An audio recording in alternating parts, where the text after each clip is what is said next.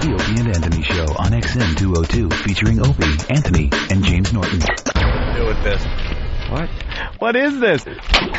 Garbage! You know what? I can't take this anymore. It's an awful, awful radio show. We're really, really mean-spirited, evil people who can't see the good in anything. I think we've done a good job so far of being open-minded and broad-minded. You know, like when you try to call the police when I touch you. I don't call the police. I just pretend, because it makes you touch me a little harder. Oh, God. Excellence in broadcasting. It's too bad you got to have some form of intelligence to listen to the Opie and Anthony show. Let's be honest, you probably didn't graduate high school. You probably have 3 or 4 kids, and you're probably a grandma at the age of 32. So I guess we have to give that much to you. Tanya, I'd like to apologize. Why would you apologize? Go away.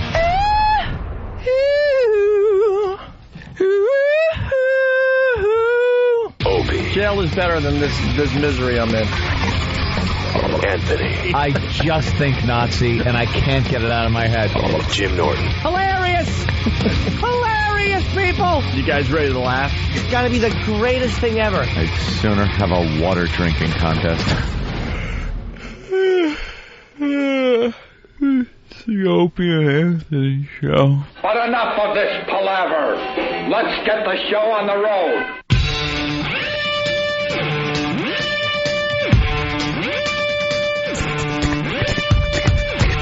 Well, I guess we don't have to give out the phone number.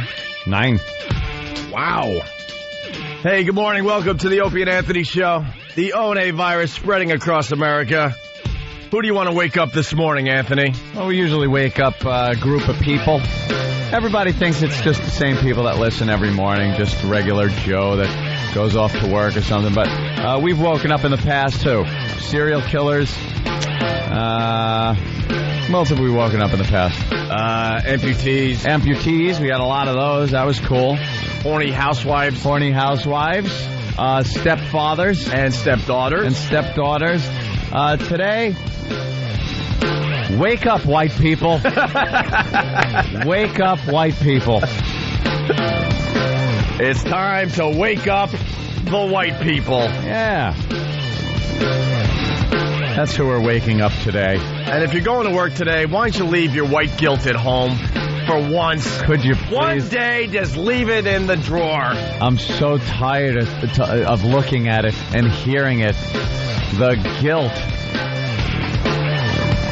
I heard some of the most ludicrous crap I've ever heard broadcast on various news shows last night. MSNBC, CNN. Yep.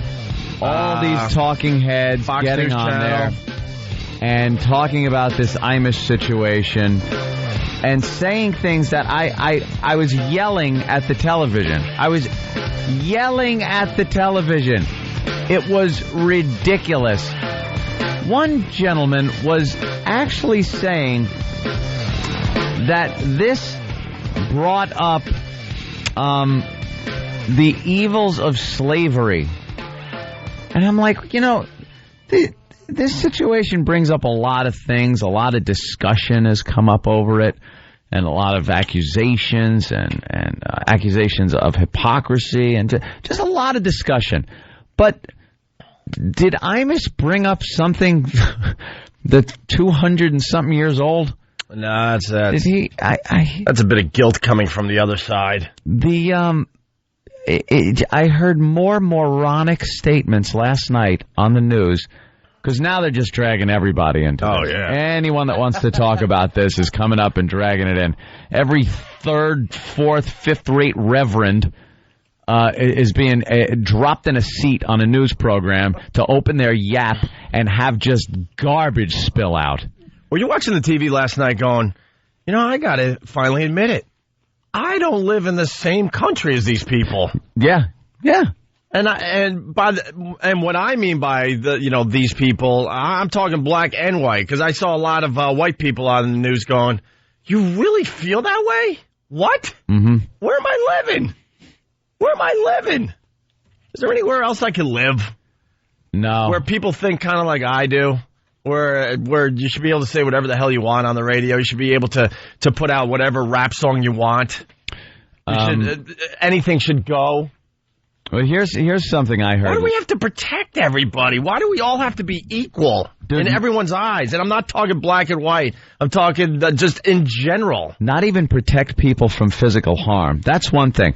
People should be protected from physical harm. Now we're in a state where you have to protect people from being hurt by words. Do you remember that Jerky Boys bit? It makes me laugh now thinking about it, where Saul Rosenberg was like he wanted to sue because he was injured. Yeah. I was very injured. Sure. And the lawyer asked him, he goes, well, what did he hurt you physically? And he goes, no, he hurt me with his words. And it was a scream. It was hysterical because it was so ridiculous to think that some guy's calling a lawyer because his boss hurt him with his words. Yeah. He hurt me with his words. And we are now living where that is a viable case that people can bring up against you, is that you hurt them with your words. With stupid words. Are you kidding me? Oh. Sticks and stones will break your bones, but names can get you thrown off the air and sued and made look ridiculous. Well, we got this guy Zev Shafitz. He wrote a little column today in the New York Post. Zev! There's so many places we want to go today, but because you brought that up, Ann, let me just read like the first paragraph or so. Schoolyard thug. Everyone knows an Imus. An Imus? What, a crotchety old guy?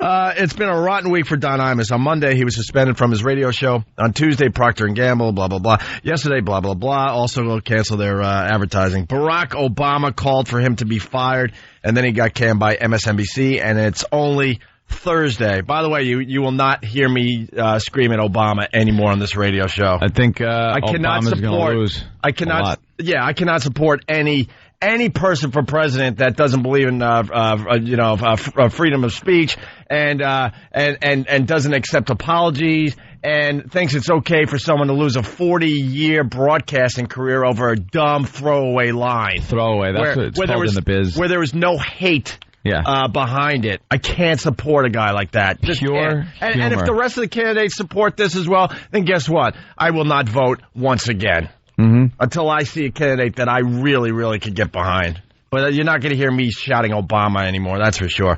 It couldn't happen to a more deserving victim, he continues, and we all owe the Reverend Al Sharpton some thanks. Do we? I know Don Imus, and so do you. Everybody went to school with him.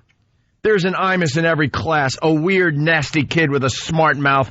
By the way, as I was reading this, I was thinking this radio show. So, I know. Just plug in the names where you think they're appropriate. Right. From your favorite radio show. Do you hear this faggot, though, and working out his little childhood? Oh, yeah, absolutely. Oh, I know. Please. Can you I see tell his you picture, too? No. His picture looks like a guy that probably got bullied around in school a lot. Can I tell you something? I got bullied around in school. Know what I did about it? You didn't. I made sure that I got smarter. I made sure that I worked on comebacks and how to protect myself. I lifted weights until I couldn't move.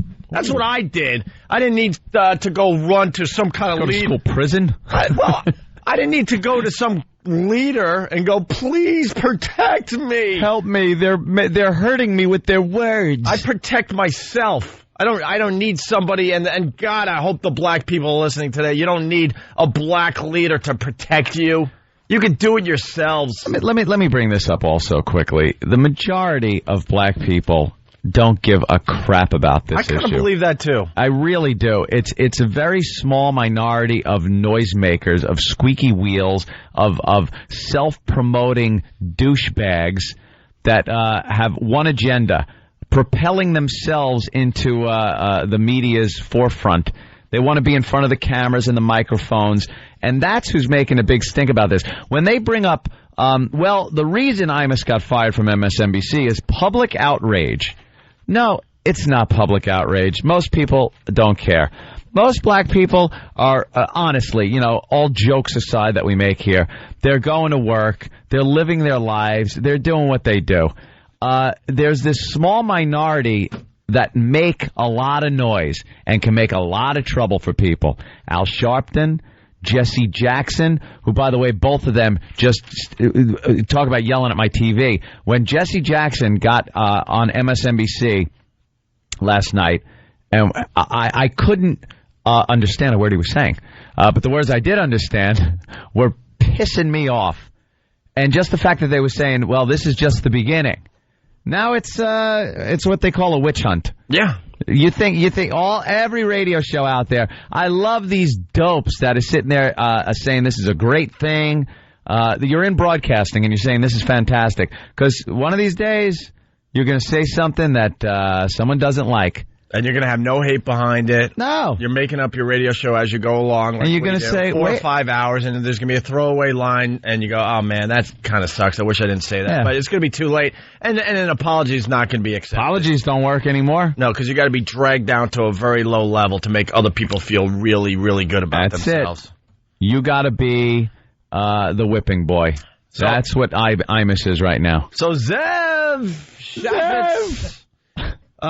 There's an Imus in every class, a weird, nasty kid with a smart mouth and an instinct for the emotional jugular. If you stutter, he can imitate it. Wear a new suit to the dance, and he'll make sure everyone knows your mom bought it on sale at JCPenney. What he means is a funny guy. A funny guy. The guy that and meanwhile, when he says that, everyone's laughing. Yes. Yeah. Everyone's laughing at you. Yeah. Because you were the one that your mommy bought a JCPenney suit. Zev is this little fat-faced douche that people would probably pick on, and a funny guy like Imus would smash him verbally. And he's just jealous he was never that guy. The funny guy. Yeah. The guys like Imus were the ones that were quick-witted and got the girls, and fat douchebags like that were left sitting in the corner being made fun of. Got bad skin? Walk with a limp? Afraid of heights? Imus has a nickname just for you. As he should. Yeah. Right. You're with a bunch of kids in school. Yeah. They're going to make fun of you. That was the fun when live with it. It builds character, you ass. Exactly. You could call someone with all three of those things a limping, bad-faced basement dweller. No offense to anybody in the community. Right. Basement-dwelling community. Just like he had for the members of the Rutgers women's basketball team. The playground Imus always has a sidekick, a big dummy who laughs at his insults and watches his back. The radio Imus has Bernard McGurk, an on-air producer. McJerk, I like to call him McJerk. And producers in quotations. No, he is a producer. Yeah, Zev. What is Zev questioning? He really is a producer. He really is a producer, Zev. Zev's an idiot. Maybe you don't think his tactics are producer-worthy, but he actually is the producer of the Imus radio show.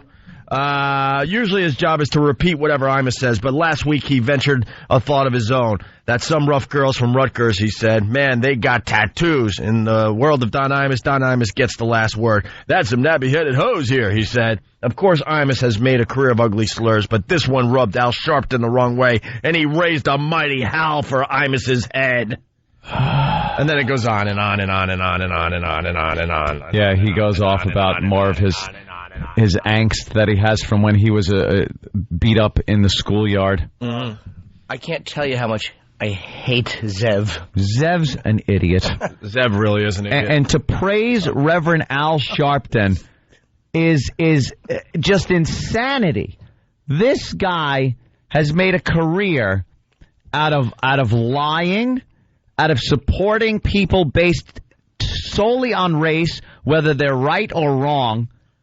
I don't care. Why is this Tawana Brawley thing brushed under the carpet with him? Why is it an issue that if brought up in front of Reverend Al, he'll blow it off, he'll brush that aside like it was ancient history and shouldn't ever be brought up? The guy lied through his teeth. He supported a cause that was completely unjust. He's a liar. And now he's the second coming for black people? And he accused Stephen Pagonis, I believe, one of the young prosecutors, of being involved in it and said he could sue us. That was his response. He could sue us. Yeah. Well, Reverend Al is known for being sued and never paying off on these lawsuits. He just goes about his way. How he makes his money, I don't know. Has anyone ever looked into Reverend Al and how he gets his money? I think it was looked into once when there was a grainy black and white video in a hotel room. And a charity that there was allegedly misappropriation. An alleged misappropriation at some charities. And this guy's leading the charge. Dude, he's the hero. On my couch going, this is insane. People are patting him on the back, not realizing this guy is just a self-serving douche. Him and Jesse Jackson. Jesse Jackson's another one. Black people, Mr. Hymietown, that whenever people are bringing that up these days because of all this, he'll brush that aside like it never happened and change the subject immediately. And we have a little audio of Jesse Jackson talking about this. The Duke Lacrosse team. The Duke Lacrosse team and that woman that accused these young white men of raping her. And that turned out to be a lie. And Jesse Jackson supported this woman based on nothing but her race and the race of the men that were accused of sexually abusing her. That's it. Because there were no facts, there was no evidence, there was nothing. And this guy jumped on that bandwagon based on nothing but race. And Jesse certainly helped ruin these guys' lives. Yeah. So where's the accountability for that? Because where's the accountability for that? The prosecution and everyone else felt the pressure from these black groups led by people like Al Sharpton and Jesse Jackson who do nothing but base it completely on race and feel the pressure, so they have to make a case against these guys for fear of letting them off during a grand jury hearing and then having your city explode. That's what the problem is. If there was a little more credibility to your causes, people might get behind you more. When you actually have a cause, but when you're aligned with the Tawana Brawley case and attorneys, fake lying attorneys like Mason and Maddox that were disbarred, when you're caught supporting people on nothing more than their race, you have no credibility. None with me, that's for sure, and none with a lot of other white people. You'd get a lot more. They're getting disillusioned because they're getting these white guilt, self-hating white people that are backing a lot of these black talking heads like Al Sharpton and Jesse Jackson. That is not the majority of white people. I'll tell you what this is doing. This is dividing whites and blacks even more. The average Joe, that's the people I talk to. I talk to a lot of people on a daily basis. And what I see is a bigger divide being made because of stuff like this. Imus went out of his way to make sure, look, he's saying, I screwed up. All right? Give him credit for that. I apologize. I want to meet with these people. I want to do everything. What more could this guy have done to save his job after making a split-second error on his radio show?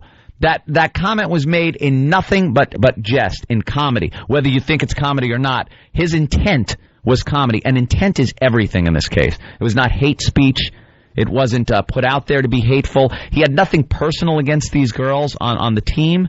Yet he is being hung out to dry by guys that we had to forgive. By guys that were forgiven for some reason. Right. For lying and for being separatists, for being racist, and supporting people based solely on the color of their skin, regardless of their innocence or guilt. I got the clip from Hannity and Combs. An amazing clip. Sean Hannity pulled out a clip from a year ago of Jesse Jackson. Oh, he just showed this? Yes. Oh, good. Yeah, Hannity was great last night. Good job, and honestly, Sean. Combs was pretty good last night as well. Was he there? Yeah, he was there. He was actually pretty vocal last night. He was terrific as well. Was he? Oh, yeah. Did Sean keep looking like, could you have this man he's on my show. Right. Do I have a co-host? Have him removed. Oh, it's you. Right. Did they blow the dust off of his volume knob on his microphone last night and actually let him talk? Yeah, the engineer's like, oh, my God, I think he's going to talk tonight. I don't even know how to turn up this guy's volume. Wait a minute. He's got like 1950s radio equipment in front of him. You hear, boo! The lighting guy before he talks. The lighting guy in the studio is like, oh, my God, I think I got to turn on another spotlight tonight. What? What? Anyway, because the Duke Lacrosse thing, it's perfect that these two stories collided yesterday because it just shows the hypocrisy And Sean But Hannity, you got to point out the hypocrisy yourself, though, because it won't be pointed out in the media. No, you won't see any big not. leadership come forward to point out this hypocrisy. Of course not. You got to point it out yourself. Yeah. One thing that the cover of the Post has the Duke liar, and it's her stupid Big lying mugshot. face. And in the Daily News, they said that they're not going to press charges. The prosecutors are probably not going to go after her. It says AG won't go after troubled rape accuser. Troubled. She's troubled. She's a troubled girl. Yeah, well. She's a lying whore, what she is. She's a troubled girl. A lying whore. Are we allowed to say hoe in this case? No. Or are we going to get fired? No, you get fired. Are we going to get fired for talking about... and don't make it the phrase that pays. Oh, God, we'll get into that as well. We'll get into that a little later. We have a show... we have a doozy of a show today. So anyway, let me get this clip in. So Sean Hannity pulls out a clip, and listen to me very carefully. The clip you're about to hear is a year ago. Mm-hmm. A year ago, Jesse Jackson on Hannity and Combs talking about the Duke Lacrosse case. Based on nothing but the color of the accuser's skin and the color of the accused skin, because at this point there was no evidence that was available yet. And obviously there was no evidence because she was lying. Yep. These guys were completely vindicated. But a year ago, when this first really started getting fired up, no evidence, Jesse Jackson comes to her defense and offers her a scholarship. Yeah. This idiot, based on what? If not the facts, what was he basing this on? The fact that she's black and they were white, period. Period. And that's the setup. So this clip, remember, is a year ago when this whole case broke, okay? Don't strip scholarship. But in America, that's a nice line. In America, you're innocent until proven guilty. My question to you is very specific. You've offered her the scholarship. What if it turns out this woman is lying about these boys? Do you take back that scholarship offer? Well, I really do not, because the evidence so far by the prosecutor is that she, in fact, was harmed that night. You can't cite one specific bit of evidence that indicts these boys that she pointed out. You can't give this audience one piece of evidence because there is none. Give us one piece of evidence. There you go. There's your leader. There you go. There he is. There you go. So, Jesse. There you go. By the way, Jesse, you have to now give this lying whore a scholarship.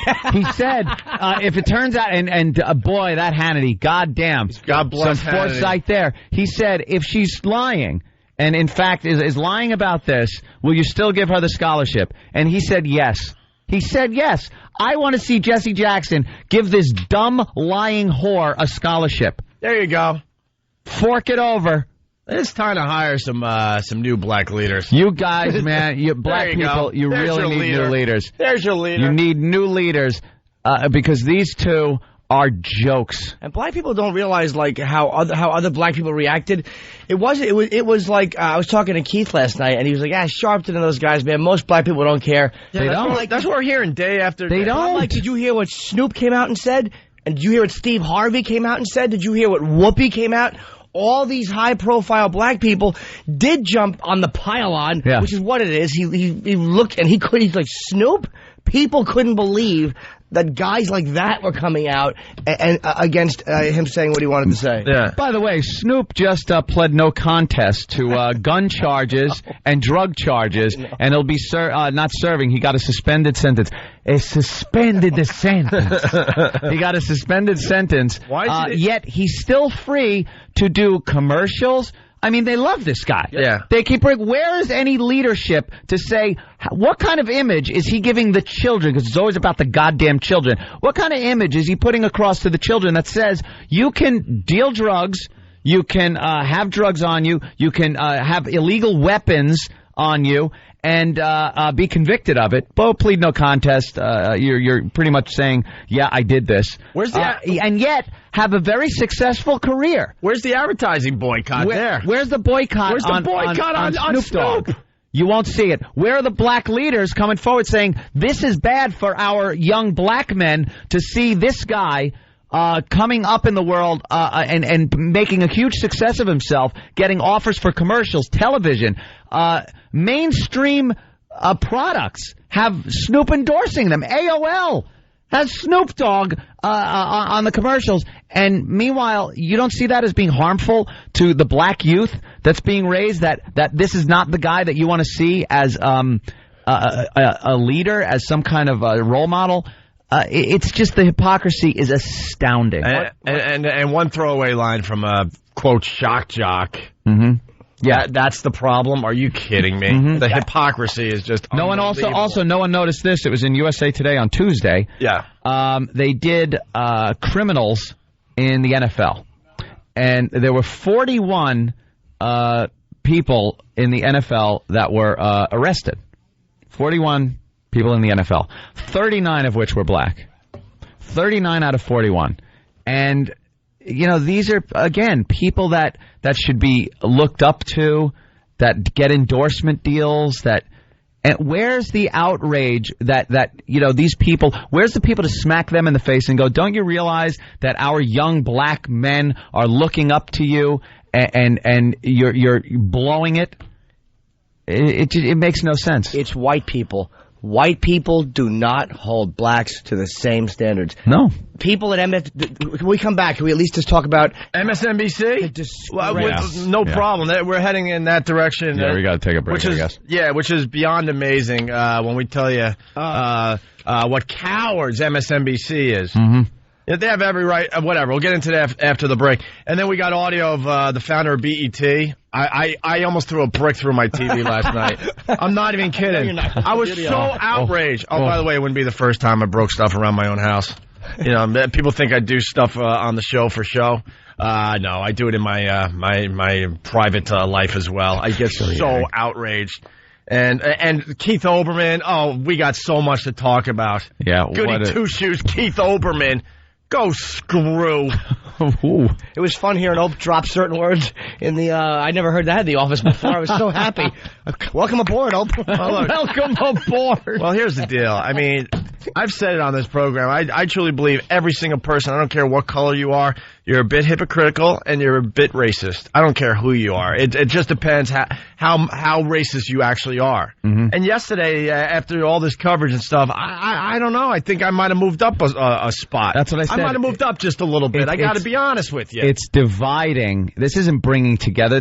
I've seen people talk about this, how this is great. It's bringing black and white people together because they want to defend against hate speech in this. No, it's really the majority of the people. It's dividing. Yeah. It really is dividing white and black people. Yeah. Well, we got to take a break. Listen, I want to play this going into break because we really try to be on top of everything. So here's the latest on Imus, and then we'll discuss after the break, okay? Just in case you don't know. 2 weeks is not enough. 2 weeks is not enough. 2 weeks is not enough. 2 weeks is not enough. Hundreds of students and faculty members rallied at Rutgers University yesterday. They're not only calling for CBS to fire Imus, they also want a change in what radio hosts can and cannot say. One CBS board member says Imus abused his media powers. The power of the media has to match responsibility with that power. I think that Don Imus, in this particular case, has abused his power, and there needs to be a consequence as a result. MSNBC denies its decision to fire Imus has anything to do with the recent loss of advertisers. Hear what everyone else is talking about. O&A Uncut and Live continuing the show on XM Satellite Radio starting at 9 a.m. Eastern. Visit xmradio.com to subscribe. It's the Opie and Anthony Show. It's the Opie and Anthony Show on XM 202. Opie and Anthony! Hey, good morning. It's the Opie and Anthony Show. The O&A virus spreading across America. Phone number is 1-866-313-FREE. So, yeah, the news people are waking up to today. Imus was fired from MSNBC. The disgusting, revolting MSNBC. What a bunch of cowards. What a bunch of douchebags. What a bunch of poo-has. And people that can't see the big picture. That's for sure. Let me tell you the thing right off the bat. MSNBC has every right to cancel the Imus show. Absolutely. But the way they did it, knowing that today and tomorrow, Mr. Imus is raising money for sick kids. Yep. Which he does every year. Which he's been doing for 18 years. It's his radiothon, okay? Here's the deal. They could have waited till Monday. They could have even said something like, we might be doing, I don't know, however you do that. Mm-hmm. But they could have waited because by taking Imus off MSNBC, they have just pretty much made sure that the donations are going to be way, way down this year. Yeah, donations are going to be down. And sick kids are going to be suffering. Sick kids are going to be suffering. Because you're a bunch of cowards. This isn't words. This isn't people being hurt by words. This is actually children now being affected, sick children physically being affected because finances won't be coming in because you took him off the air and couldn't wait 2 days during his radiothon. It's despicable that they would even think of doing that, to buckle under the pressure of a few self-serving news whores that you would then take Imus off the air during a charity event for children. What hurts more? People being called a name or children not getting funding for diseases? Yeah. You insensitive schmucks. It's not like there's radiothons. If I may use a Yiddish word. Yeah, it's not like there's radiothons all over the radio dial and all over TV. Yeah. This is kind of a really important thing that is done every year. Mm-hmm. And they basically didn't even want to acknowledge that, like, whatever. It's just sick kids anyway. Who gives a crap, right? Do we have the number if you want to donate? Yeah, of course. That'll help out the cause and Imus and stuff. Yeah, please call the number if you have a few extra bucks laying around. And make a little donation. And say, this is for Imus and this is, and I'm an Opie and Anthony fan. Let's make sure they know where it's coming from. It's the WFAN Radiothon to benefit the Imus Ranch, the Tomorrow's Children's Fund, and the CJ Foundation for SIDS. Donations online at WFAN.com. Just click the Radiothon banner. It's right there for everybody. Or you could call 877-877-6464. Very easy number to remember. 877-877-6464. You could use Visa, MasterCard, American Express, or Discover Card. They really need the help because MSNBC just, I guess I see it this way. They don't believe in sick kids. They're great causes, and this is something Imus has done for years. This is the kind of guy he is. With the comedy that he does on the air, it's cutting. He has goofed on religion and race and sexuality and everything over the years. That's just what he does, and it's all been done in comedy. But this is the guy he is. He's a very charitable man, and he's doing this radiothon like he does every year. And for MSNBC to pull him on the day he is to do this radiothon is despicable. They're pigs. Just despicable. And we want to help out because they're going to lose donations because he's not on MSNBC. So if our listeners can help out, call that number, go to the website, and donate some money. WFAN.com and the phone number 877-877-6464. And we reach a lot of people. We have a voice as well. And I plead to our listeners, and some people will write about this and laugh and go, Opie and Anthony are attempting a boycott. They only talk to just a bunch of losers. No, we don't. We know for a fact we don't. We know for a fact we talk to a bunch of very influential people out there. And the losers are just the ones that show up at the live appearances. Yeah, well, that's true. We got to work on that. I highly recommend that you boycott MSNBC. Don't give them the time. Don't give them the time whatsoever. Bunch of cowards. Yeah. Their timing stinks. Good work. I mean, if you wanted to, it's their decision if they wanted to get rid of him. But your timing, man. I mean, you couldn't wait till his suspension started, or even he's suspended. So you wait the 2 weeks, and then you test the waters then, and see if things have blown over. But they're so holier than thou. The president of NBC News Division came out and just babbled this white guilt about how internally a lot of people at NBC were clamoring for Imus's firing from MSNBC. Including Keith Olbermann. He couldn't wait to tell his audience that he was behind this and needed to say something, but they told him, just don't say anything until we make our decision. And Al Roker, his name was brought up. This guy finally makes a stand, and it's one of the easiest non-controversial stands to make. It's ridiculous that this guy is giving any credibility. All of a sudden, Al, you want to be poignant. What's the matter? A whole career of hanging around with just goody two-shoe white people, standing there with an umbrella. What's the matter? That wasn't racially satisfying for you? Now you want to take a stand? By the way, about dressing up in a funny little costume and doing a little dance in front of your co-hosts finally got to you?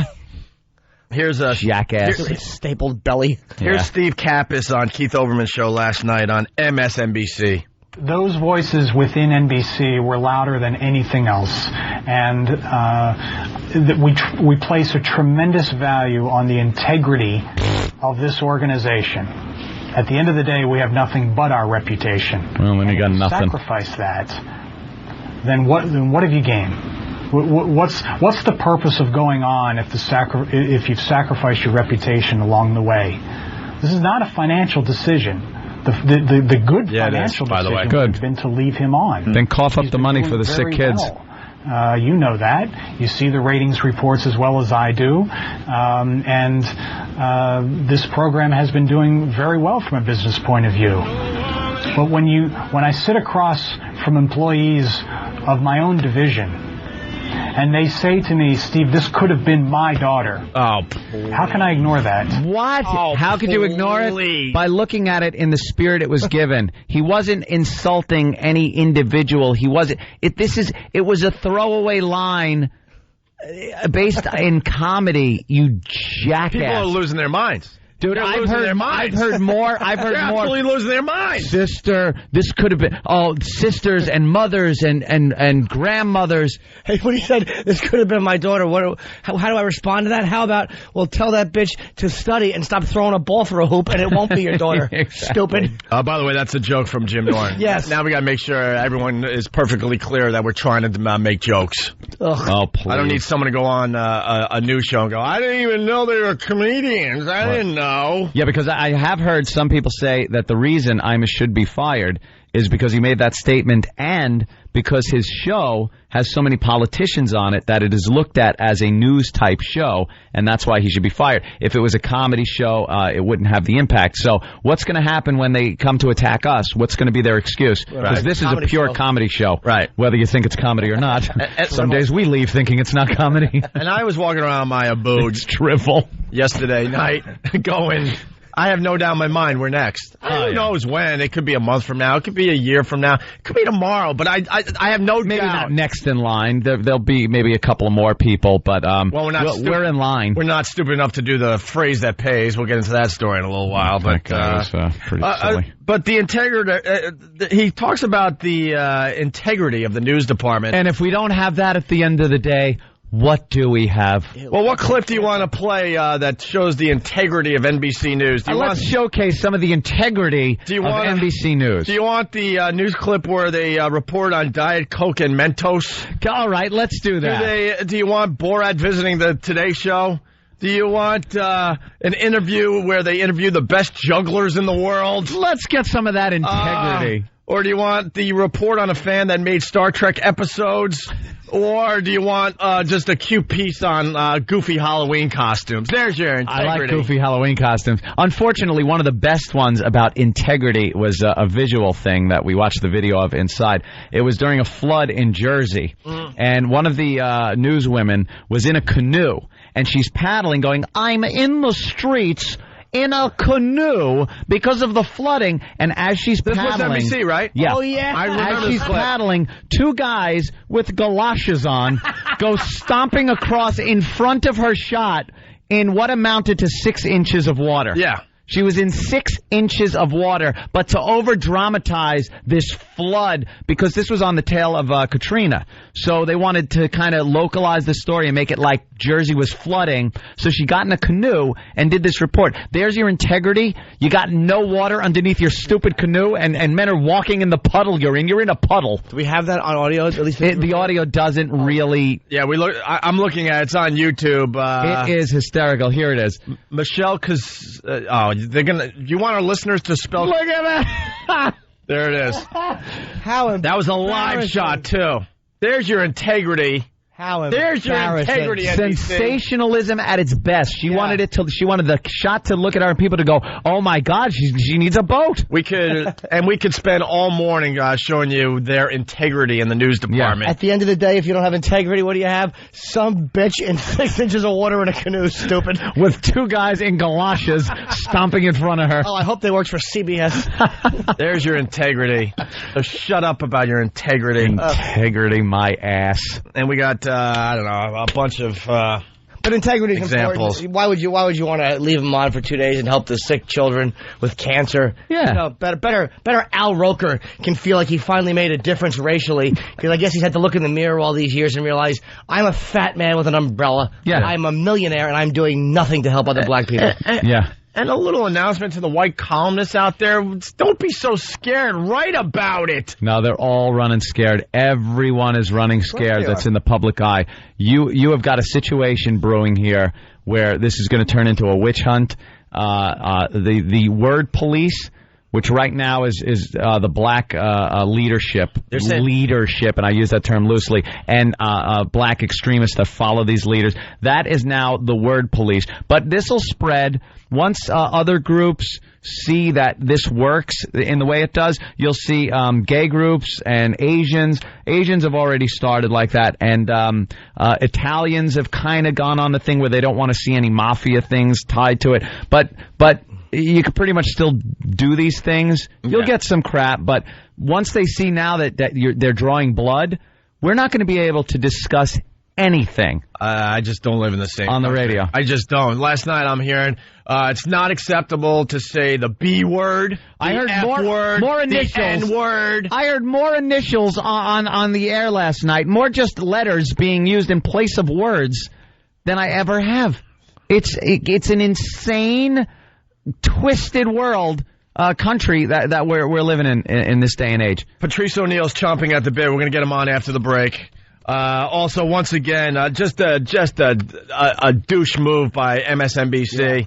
They have every right to take Imus off. And like I said yesterday, I knew it was coming. It was so obvious. I hope you predicted that one. I beg. You said by Friday. Yeah. But thinking that they might actually stick it out until after the radiothon. That's what I was thinking. I'm like, there's no doubt in my mind that MSNBC has to get rid of him because it is different over there because they are based, quote, and I use it in quotation, on telling us the news. Mm-hmm. You know, CBS Radio, it's we have a little more leeway because we're not like a serious news program, and that's what my thinking was. But then I'm thinking, all right, they'll let him finish out the week because he's got this radiothon he's been doing for 18 years. No one is a scumbag to the point where they'll yank a guy right before his radiothon where he's raising money for sick kids. Who's going to write about that tomorrow? Yeah. I'm going to be reading every single newspaper in America. Who's brave enough to write about that? Come on, and say how much of a dick move that is. By the way, I was talking to someone from Imus's camp last night late, Mark, and he goes, it's going to be really uncomfortable today. This is a fact. Imus is at MSNBC doing his radio show today. He's got to do the show from that studio. And he's doing his radiothon around these people that pretty much have acknowledged that they don't want anything to do with him. Yeah. He's over there right now. Can you imagine that? Can you imagine that? So anyway, once again, the Imus radiothon that he's been doing for 18 years, that I guess everyone decided they didn't want to acknowledge on the news last night. Mm-hmm. It benefits the Imus Ranch, the tomorrow's Children's Fund, and for the black people out there, he's helping sick black kids as well. Okay, yeah, this isn't a white thing. All right, it's a race thing, dude. I understand, but believe it or not, he's helping sick black kids. You know. Because you just think he's an outright racist. Radiothon to benefit the Imus Ranch, the Tomorrow's Children's Fund, and the CJ Foundation for SIDS. Donations online at WFAN.com. Just click the Radiothon banner, or you can give them a call. The number's very easy. Tell them Opie and Anthony sent you. Yeah, we just want our listeners to just whatever you can give, really step up and donate to help out. And if you know a little bit about us, we usually don't go down this road. But we never do. We make fun of these things. Yeah, but something has hit a nerve with us this week. And to the people like, oh, shut up and go back to doing your regular show. No, deal with it. Or go find something else to listen to. This hits very close to home. Yeah. Very close to home. And we will be next. We'll say something dumb. And now that they got a little more power, it'll be a lot easier to get us kicked off next. I'll tell you one thing. No one's getting an apology. That's for sure. Once you see how little that does. Yeah. I'm sure whatever. No reason to apologize. No one will be able to apologize. You said the same word 40 times in a row. It slipped. That's the good thing. When we screw up, there's no apologizing for it. No, we actually apologize to our God and mean it. Like, why did I say that? Yeah. Not only did you say it 40 times in a row, you would have said it 100 times in a row, but we had to have armed guards pull you off the air. The only people we have to apologize to are our families. They're like the scourge. And I barely apologize to them. You got to walk around like Hitler's son or something where it's like, all right, I know he did bad things. Ted Hitler. I can't control who my dad was. Yeah, he's a toaster repairman somewhere. Yeah, just let me repair the toasters. All right, here we go. So the phone number for the Radiothon, very easy. Tell them Opie and Anthony sent you, 877-877-6464, and they accept credit cards, okay? Patrice O'Neal after the break. Some amazing audio from the founder of BET. They try to go after him a little bit about the rap videos and stuff, and oh, boy. Yeah. Oh, he didn't want to commit to that whatsoever. Why would he? All right, it's Opie and Anthony. It's the Opie and Anthony Show. Good morning. You're checking out the Opie and Anthony Show. Let's say hi to Charles in Massachusetts. Charles, what's going on today? How you doing? All right, Charles. I think it's disgusting what this reverend's doing. He's a disgrace to the black race, if you ask me. And this Obama, he's very unprofessional, running for a president. And he's going to try to jump on the damn bandwagon to try to get the black vote. The problem with Obama is his lips are the color of someone who is frozen to death, and I don't trust any man who looks like he's frozen to death.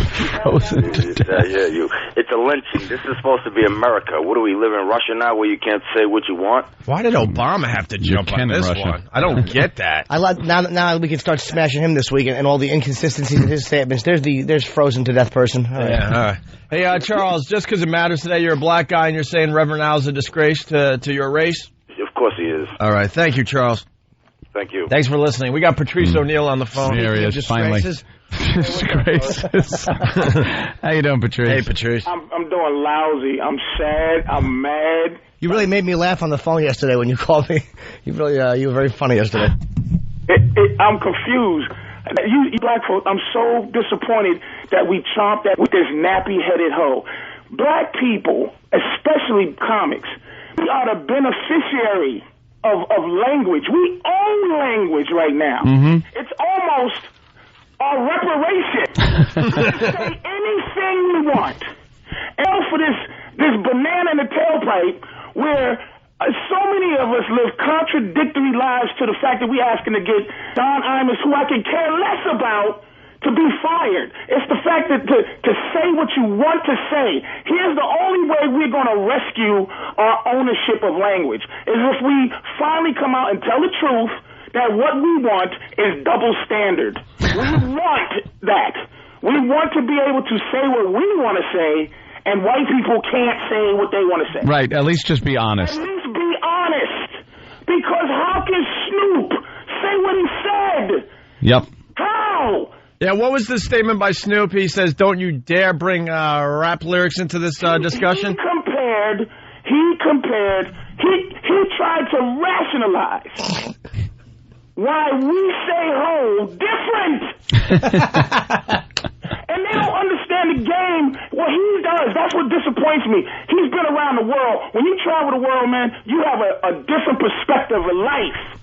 And what I'm mad at is black people that know the game aren't teaching black people that don't know the game how to chill, because we're fighting over nappy-headed hoe, and what it is, in 72 hours, it turned from Don Imus to hip-hop. Yeah. And I hear you guys rising up. We're rising up, Patrice. You're right. We have been riled up all week. And we want to make it perfectly clear. Imus should be able to say nappy-headed hoe, and Black Art should put out whatever rap song they want. I don't care. Thank you. That's why I said on Hannity and Combs, say what you want to say. Because I see what's going to happen. Yep. You think white people are going to stand back and just have not and say, here, black people have a privilege that we don't? Patrice is absolutely right, because now we're going to turn around the microscope on the black community and look at what black radio people are doing, what black rap artists are doing, and call you guys out on every single thing you say that seems racist. And the only thing to protect that right now, because I see it coming, is just to stand on a platform and say, we want to say what you can't. So is it okay for Imus? Wait, is it okay for Jay-Z to say hoe and nigger and not Imus? Yeah. Yes. Yeah. Yes. You can't say it. Why? Because you're white. And then what would we be able to say? We'd just be like, oh, okay. And then you can't bring up the contradictions like, Jesse Jackson, you said oogly boogly last year. It's like, so what, I'm black. Yeah, and the other thing, you know how twisted the white man works. We now know that nappy-headed hoe could get to you. Who knew? Who knew? We're fighting over nappy-headed hoe. I get on Hannity and Combs. I might as well build my Uncle Tom cabin right down the street. You sell out, you puppet, you are Hannity's puppet, you effing dummy. I'm trying to help you, stupid. Black people own. I can talk about everybody. Chinese people, gay people, poor, rich, Indians, white people with impunity. Yep. And they want to take it away from me for nappy-headed hoe. They're going to ruin it. I am sacrificing. I am willing to sacrifice the Rutgers basketball team so I can keep saying hoe, nigger, cracker. Oh, yeah. He's right. Hey, Whitey's going after Chris Rock, man. There you go. We're going after Chris Rock the next time he says something stupid. Black people, will you stop? How can anybody who makes a living talking say this? Anybody who makes a living talking. It kind of shows a weakness, too, in my opinion. Steve Harvey, Whoopi Goldberg, Snoop. How? Where is nappy-headed hoe? Please, just do me a favor. Black people, tell me the plan. Are we going after them one at a time? One down, 160 million to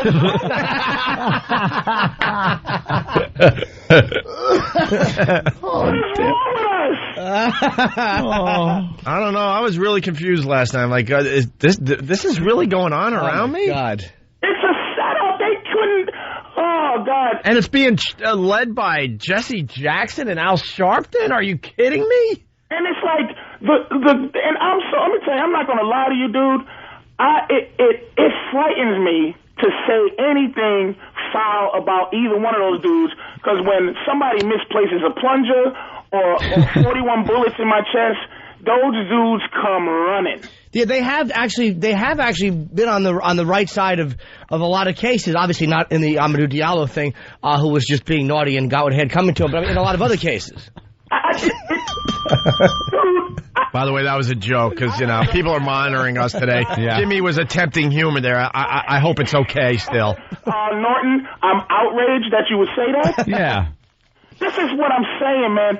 I don't understand this, and it's just when you got chomping at the bit, when you guys say what you say, man, I appreciate you letting me call in, but I got so many emails from dummies, and I don't even know how to type, so I really was just answering back, shut up, because I don't know how to type the long, somebody wrote to me on MySpace, I hope your grandparents are resting in peace. You mother... Like, you dummy, don't you see that we own it? I own language. White people gotta figure out how to say things. Yeah, gotta work our way around it. Cracker, Anyone that has heard you on our show knows you own language, that's for sure. Patrice and other black comics you also can say whatever they want, and they don't get called out on it. But now it's going to have to be, one of these tit-for-tat things where... Thank you, Anthony. Wait a minute. And one more thing. Yeah. White people don't say nigger. So listen to me, and what I mean by that is if they outlaw or make all these words that's being controversial now, and they say you can't say them, you're going to get fined, you're going to go to jail, whatever, who's going to suffer? White people don't say nappy-headed hoe ever. We've never, something, I've never heard it said so much until the news had picked it up. We got a montage that is hysterical. Yeah. It gets funnier the longer it goes because I've never heard the nappy-headed hoe used so much by this many people in such a short amount of time. Yeah, you guys gave us an easy way out. I mean, saying the N-word is like, you have to reach really deep to get to that point. But to just have to say nappy now, oh, that's easy. That's an easy one. Pretty much anyone can do that. And they have been.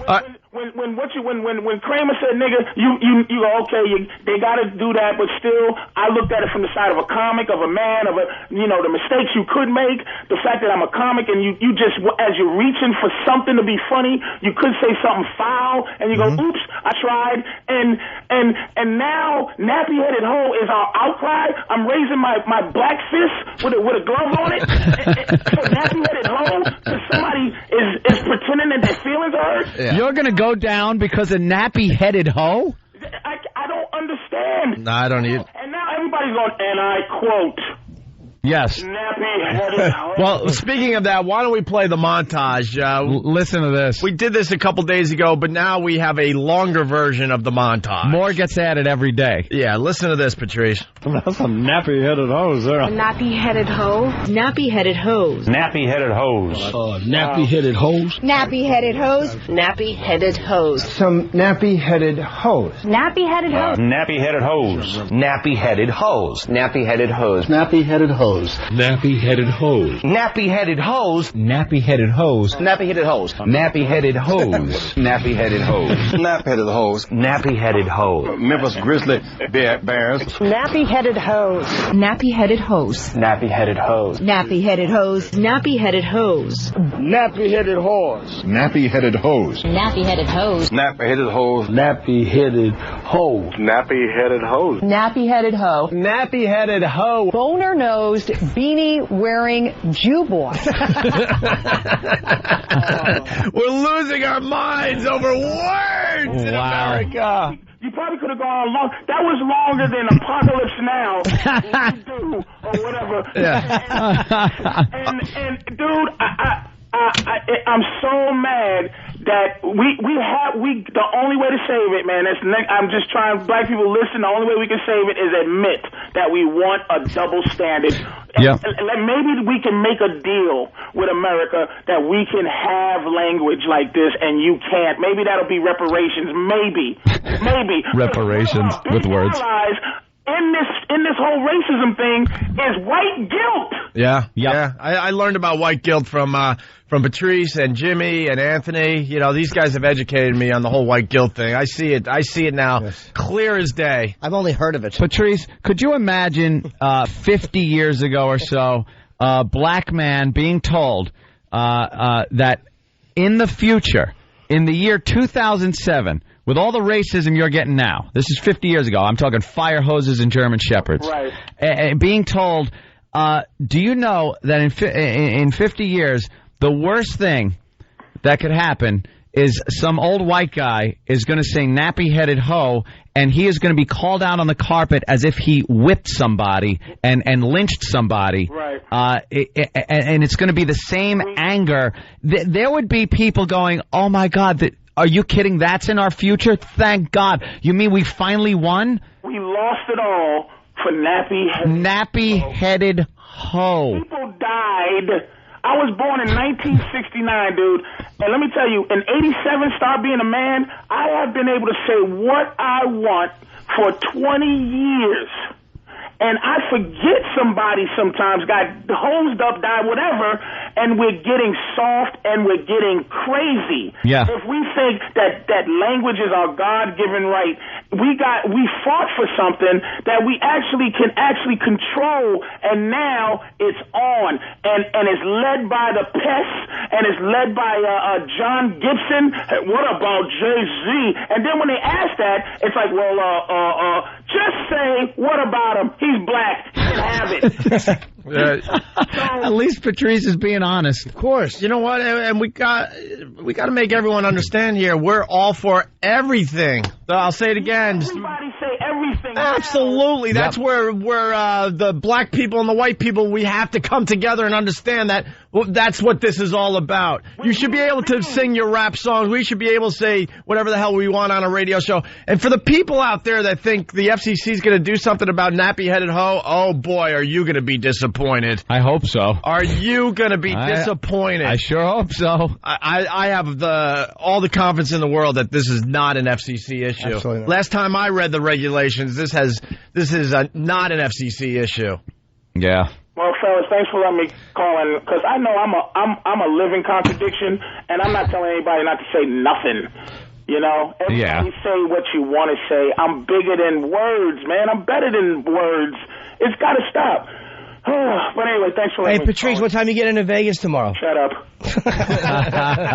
All right, Patrice, thank you. Is he out of there? Yes. All right, Patrice. Let's not forget the O&A Traveling Virus Comedy Show. We fly tomorrow to Vegas. We're doing our radio show, and then we're flying. And then the first date of the O&A Traveling Virus Comedy Show happens Saturday at the, oh my God, thank you, Jimmy. Help me out here. The Joint. Yeah. I don't know if tickets are available or not. I'm not sure. Try Ticketmaster.com. The problem with Vegas, a lot of people buy once they get to Vegas.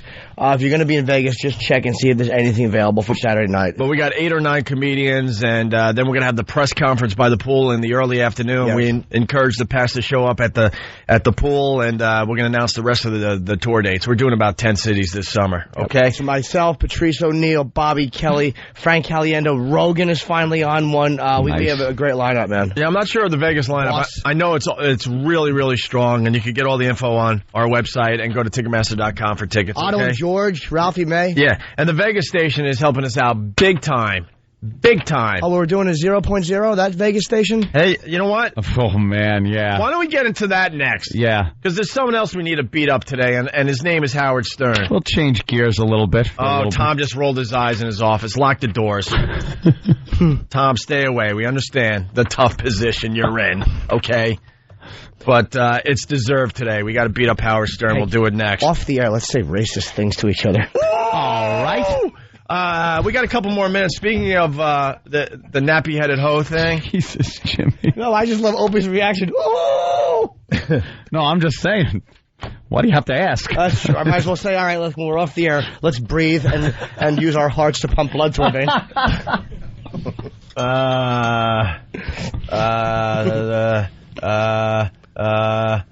Yeah? I see you trolling. You're trolling.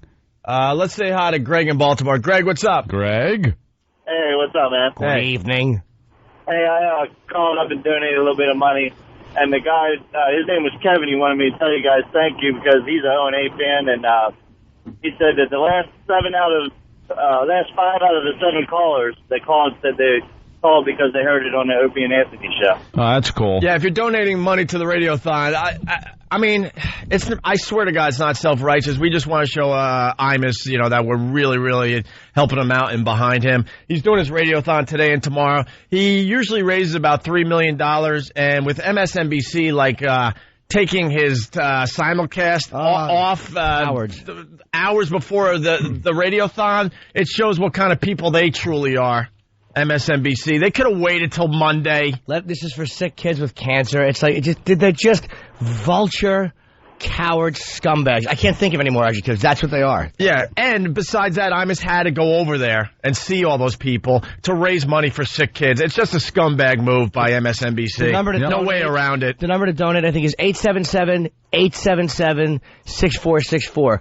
877 is repeated. 877, is that correct? Yeah. 877-877-6464. And you can go to WFAN.com and click on the... Hold on, bro, please. Sweetie, angel, doll, we love you. I've lost my voice. Help us out a little bit today. Yes, sir. You can also go to WFAN.com. There's a Radiothon banner there. It's basically helping sick kids. Imus has been doing this for 18 years, and MSNBC, just a scumbag move.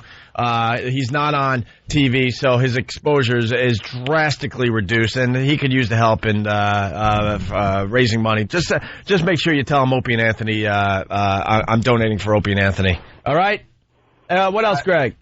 Yeah, I just want to say, man, I don't have a lot of money. I only donated $20, but I figure if That's everybody fine. helped out, chipped in $5-10, man, it would help out a lot. Yeah, dude, if 10,000 people call in with $20, that's a lot of money, man. Anything, really. It doesn't matter how little you give. It makes up for the fact that MSNBC yanked them. If it helps out a little bit. Why were they scared to mention that in the papers today? I read all 3 New York papers. Why didn't somebody write about that? Because the Whitey journalists are just running scared. They're all scared, petrified of writing something. Why do we have to point out the obvious angles on all this stuff? I don't know. And no one else sees what a scumbag move it is to take him off the TV hours before he does a radiothon to raise money for sick kids? Regardless if you think those words that he said hurt that basketball team, and now it started out the basketball team. Now apparently it's hurt every single black woman on the planet. That's what they've blown that into. R. Kelly hasn't, but he has. Yeah, but he has.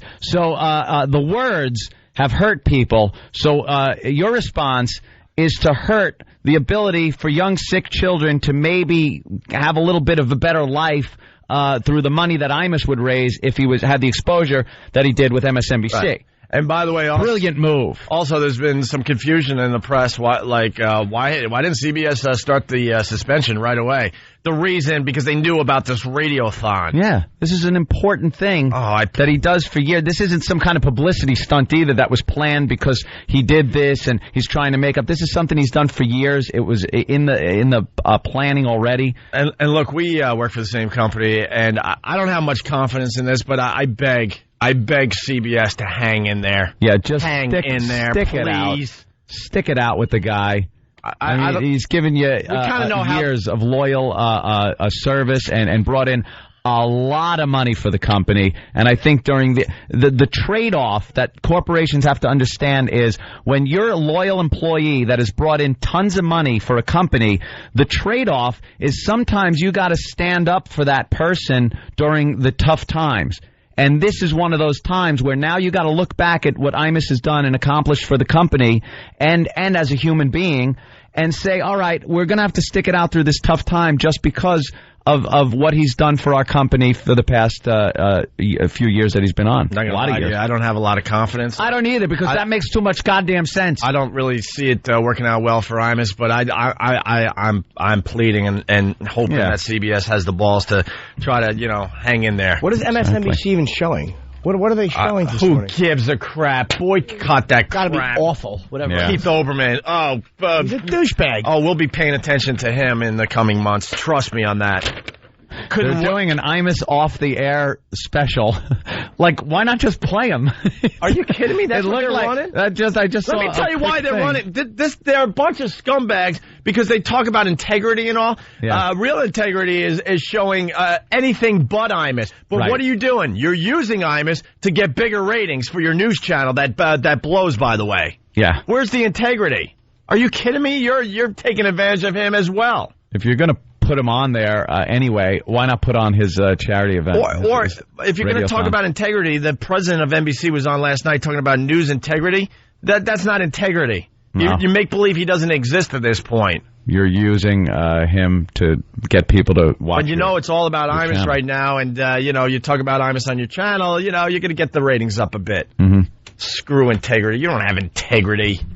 By the way, before we go to a break, Nappy-Headed Ho got a DJ fired in Pennsylvania. Felt sorry for the guy at first, and then I'm like, you know what? You're just dumb.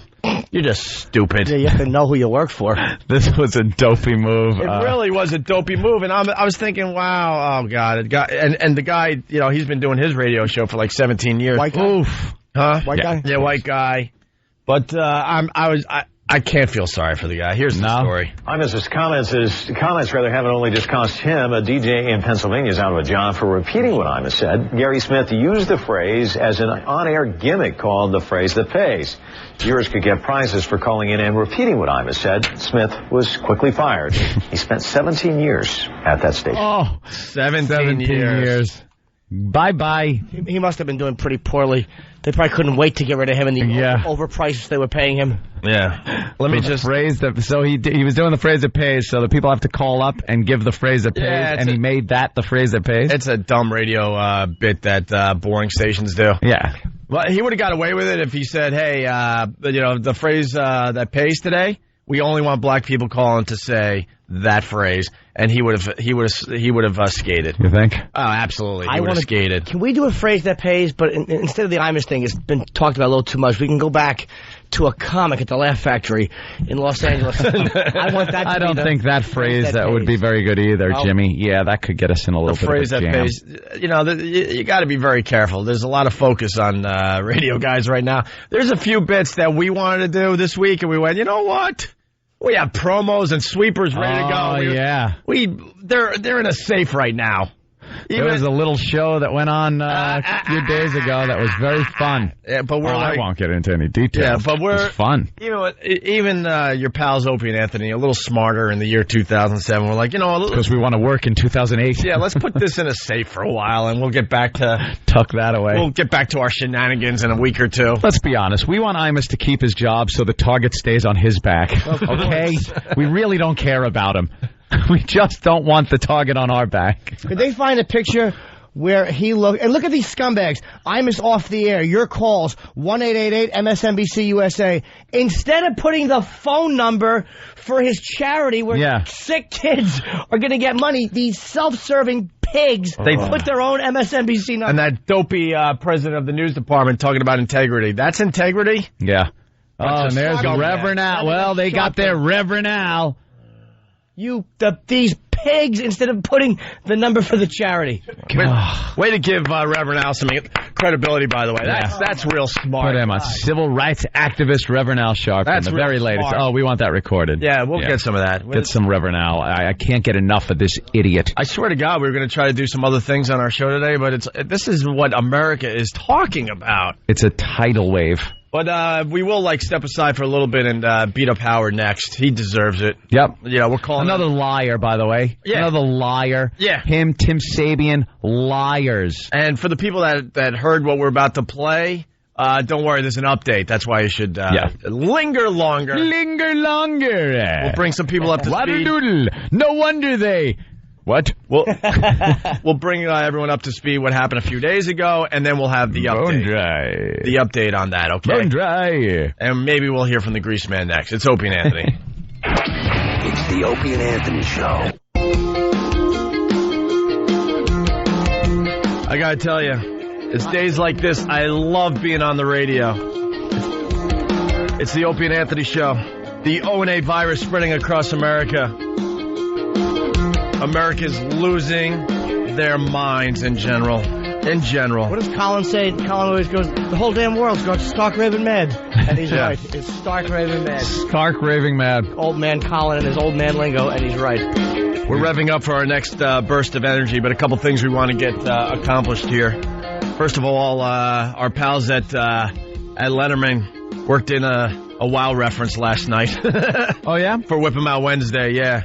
And it had something to do with the Imus controversy. So this is what happened on Letterman last night. Because have you seen the new show? Who is the new? Take a look at this. This was this morning on the Imus in the Morning Show. It is now 10 minutes past the hour, and you're listening to the Morning Zoo with O-Dog and the Goat. Easy there, Goat. Coming up next, we'll be giving away tickets to the Fallujah Camel Show. We'll play another game of Dialing for Jews. And Kevin James will call in to discuss the final episode of The King of Queens. And don't forget, today is Whip 'em Out Wednesday. But first, here's a little song from my good friend Lou Bega. A little bit of A wacky morning show. There you go. That's funny. And by the way, people are loving the that montage we played before the break.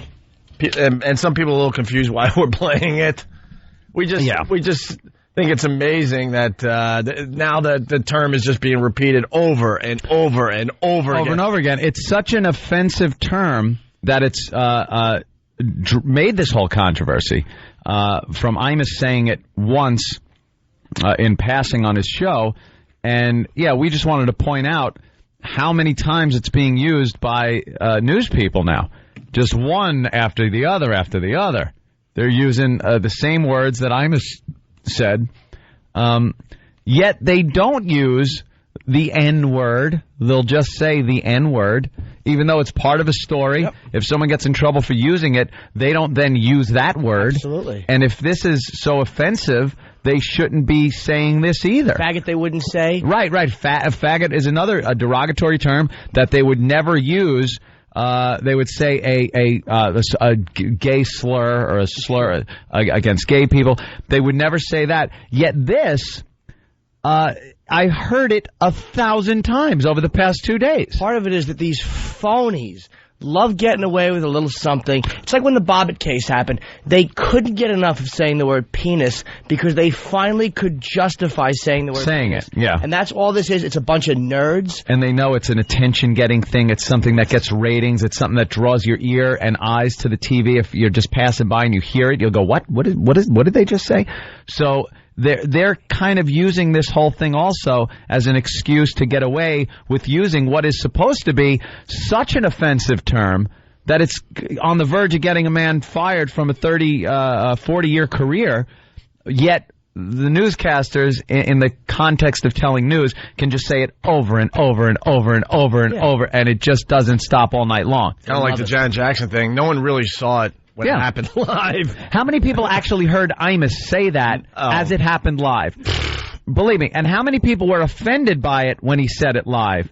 How many people that are directly involved in this, the basketball team, Reverend Al, Jesse Jackson, actually heard it live? None of them. And then when it gets played over and over and over again, that's when people hear it. Like you said, the same thing with Janet Jackson. Yeah. It was raised to a good point was raised about how Jesse Jackson was screaming that Janet Jackson had to pay the price for what she did. No, she didn't. What'd she pay? Nothing. She got her big rack shown all over the place. I think CBS is the ones who had to pay for that. She didn't pay a dime. It actually boosted her album sales. Of course it helped her career.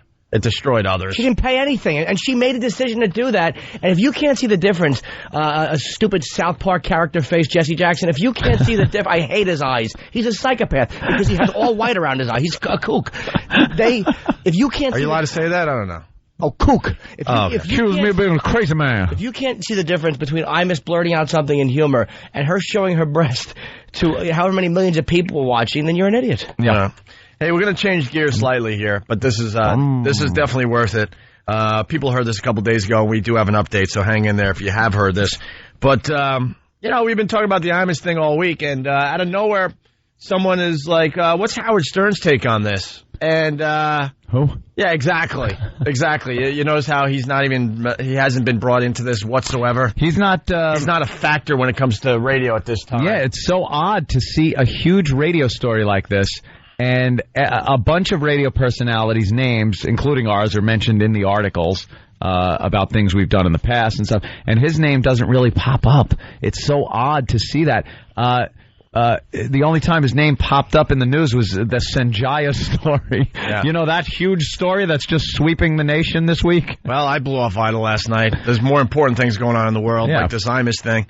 I guess they kicked off the hot chick, Haley, with the really nice legs. I couldn't tell I didn't even know. Club Soda Kenny told me, because that's all his brain can handle. He can't handle, like, actually watching news shows. This news scares me. He picks me up this morning and goes, did you hear the news? And I'm like, oh boy, he's going to tell me that Imus is no longer on MSNBC. And I'm bracing for it. And he goes, they kicked off the hot chick on American Idol last night.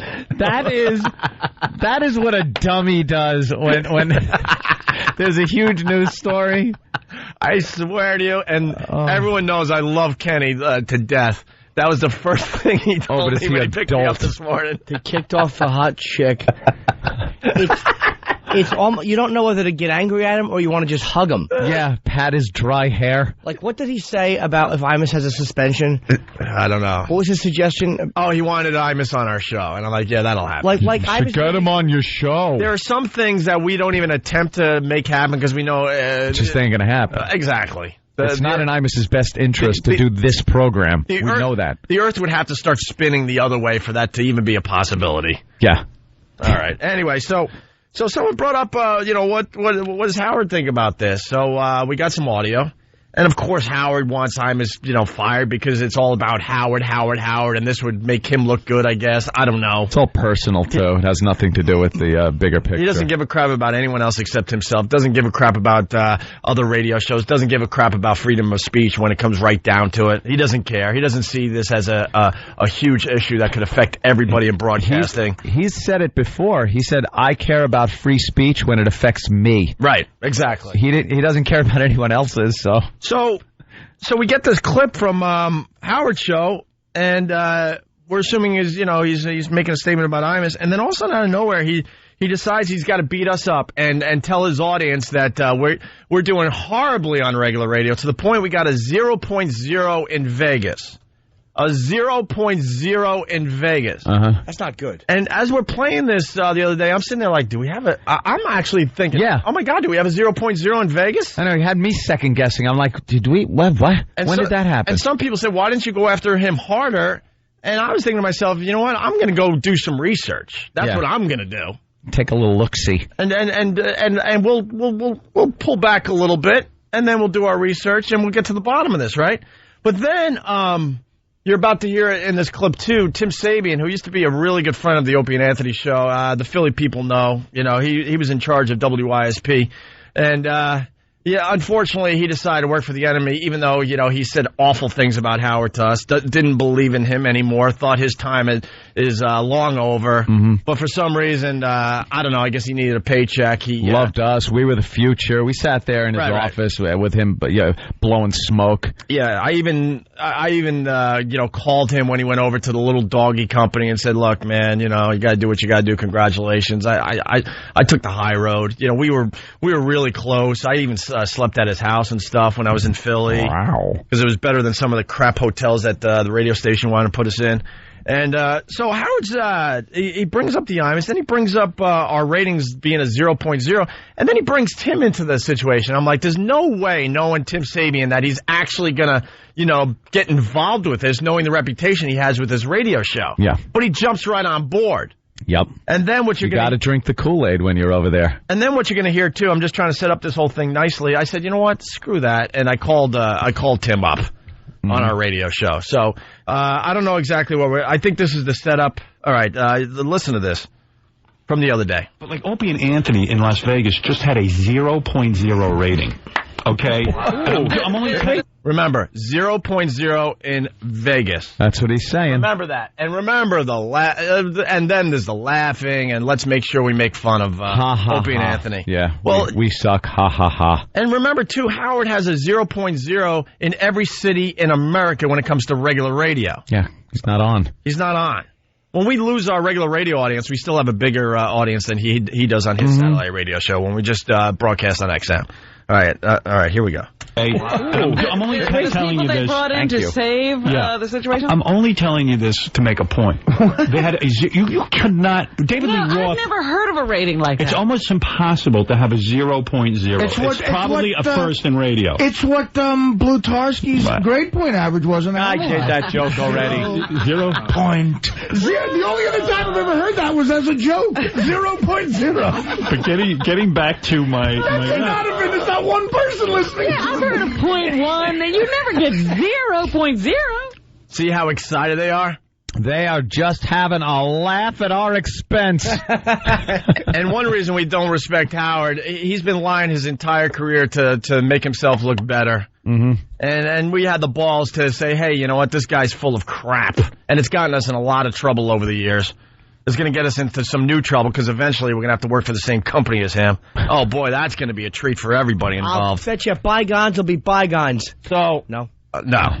So then they continue crowing and talking about how we have a 0.0, how we have a 0.0 in more than one market, and then they drag Tim in. Tim, our old pal. Listen closely to Tim and him showing his true character.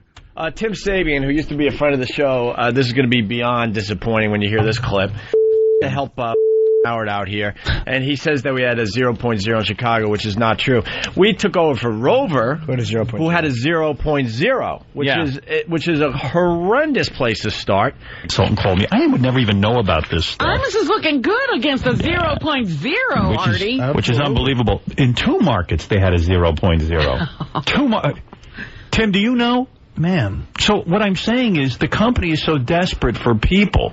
But how in the world do you pull a 0.0? Where was the other market with a 0.0? Chicago was 0.0. Right, there's nothing there. And Vegas is 0.0. And Vegas, and then they're flat everywhere else. I mean, there's like nothing. But my point is, everywhere else. I mean, there's like nothing. They're in a tough position. Okay, I'm being a gentleman.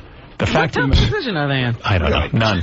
There's no competition. I don't even know. I don't know. I just so don't want to. Robin. I just so don't want to be. This isn't about you. This isn't about me. Make it about you. I'm making it about the corporate environment that allows Imus to stay on the air.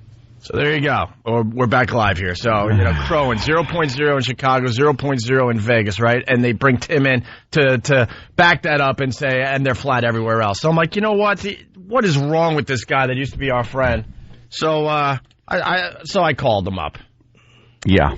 Going back to the tape here. Tim. What are you up to? Why did you suck Howard's yesterday when he was talking about the ratings? He asked me a question. I told him a question. Wait. Do we have a 0.0 in Chicago? What do you have in Chicago? What do you have? It's way more than a 0.0, but you had to agree with Howard? Why? We came in at a 0.0. We came in with a 0.0. When Rover was there.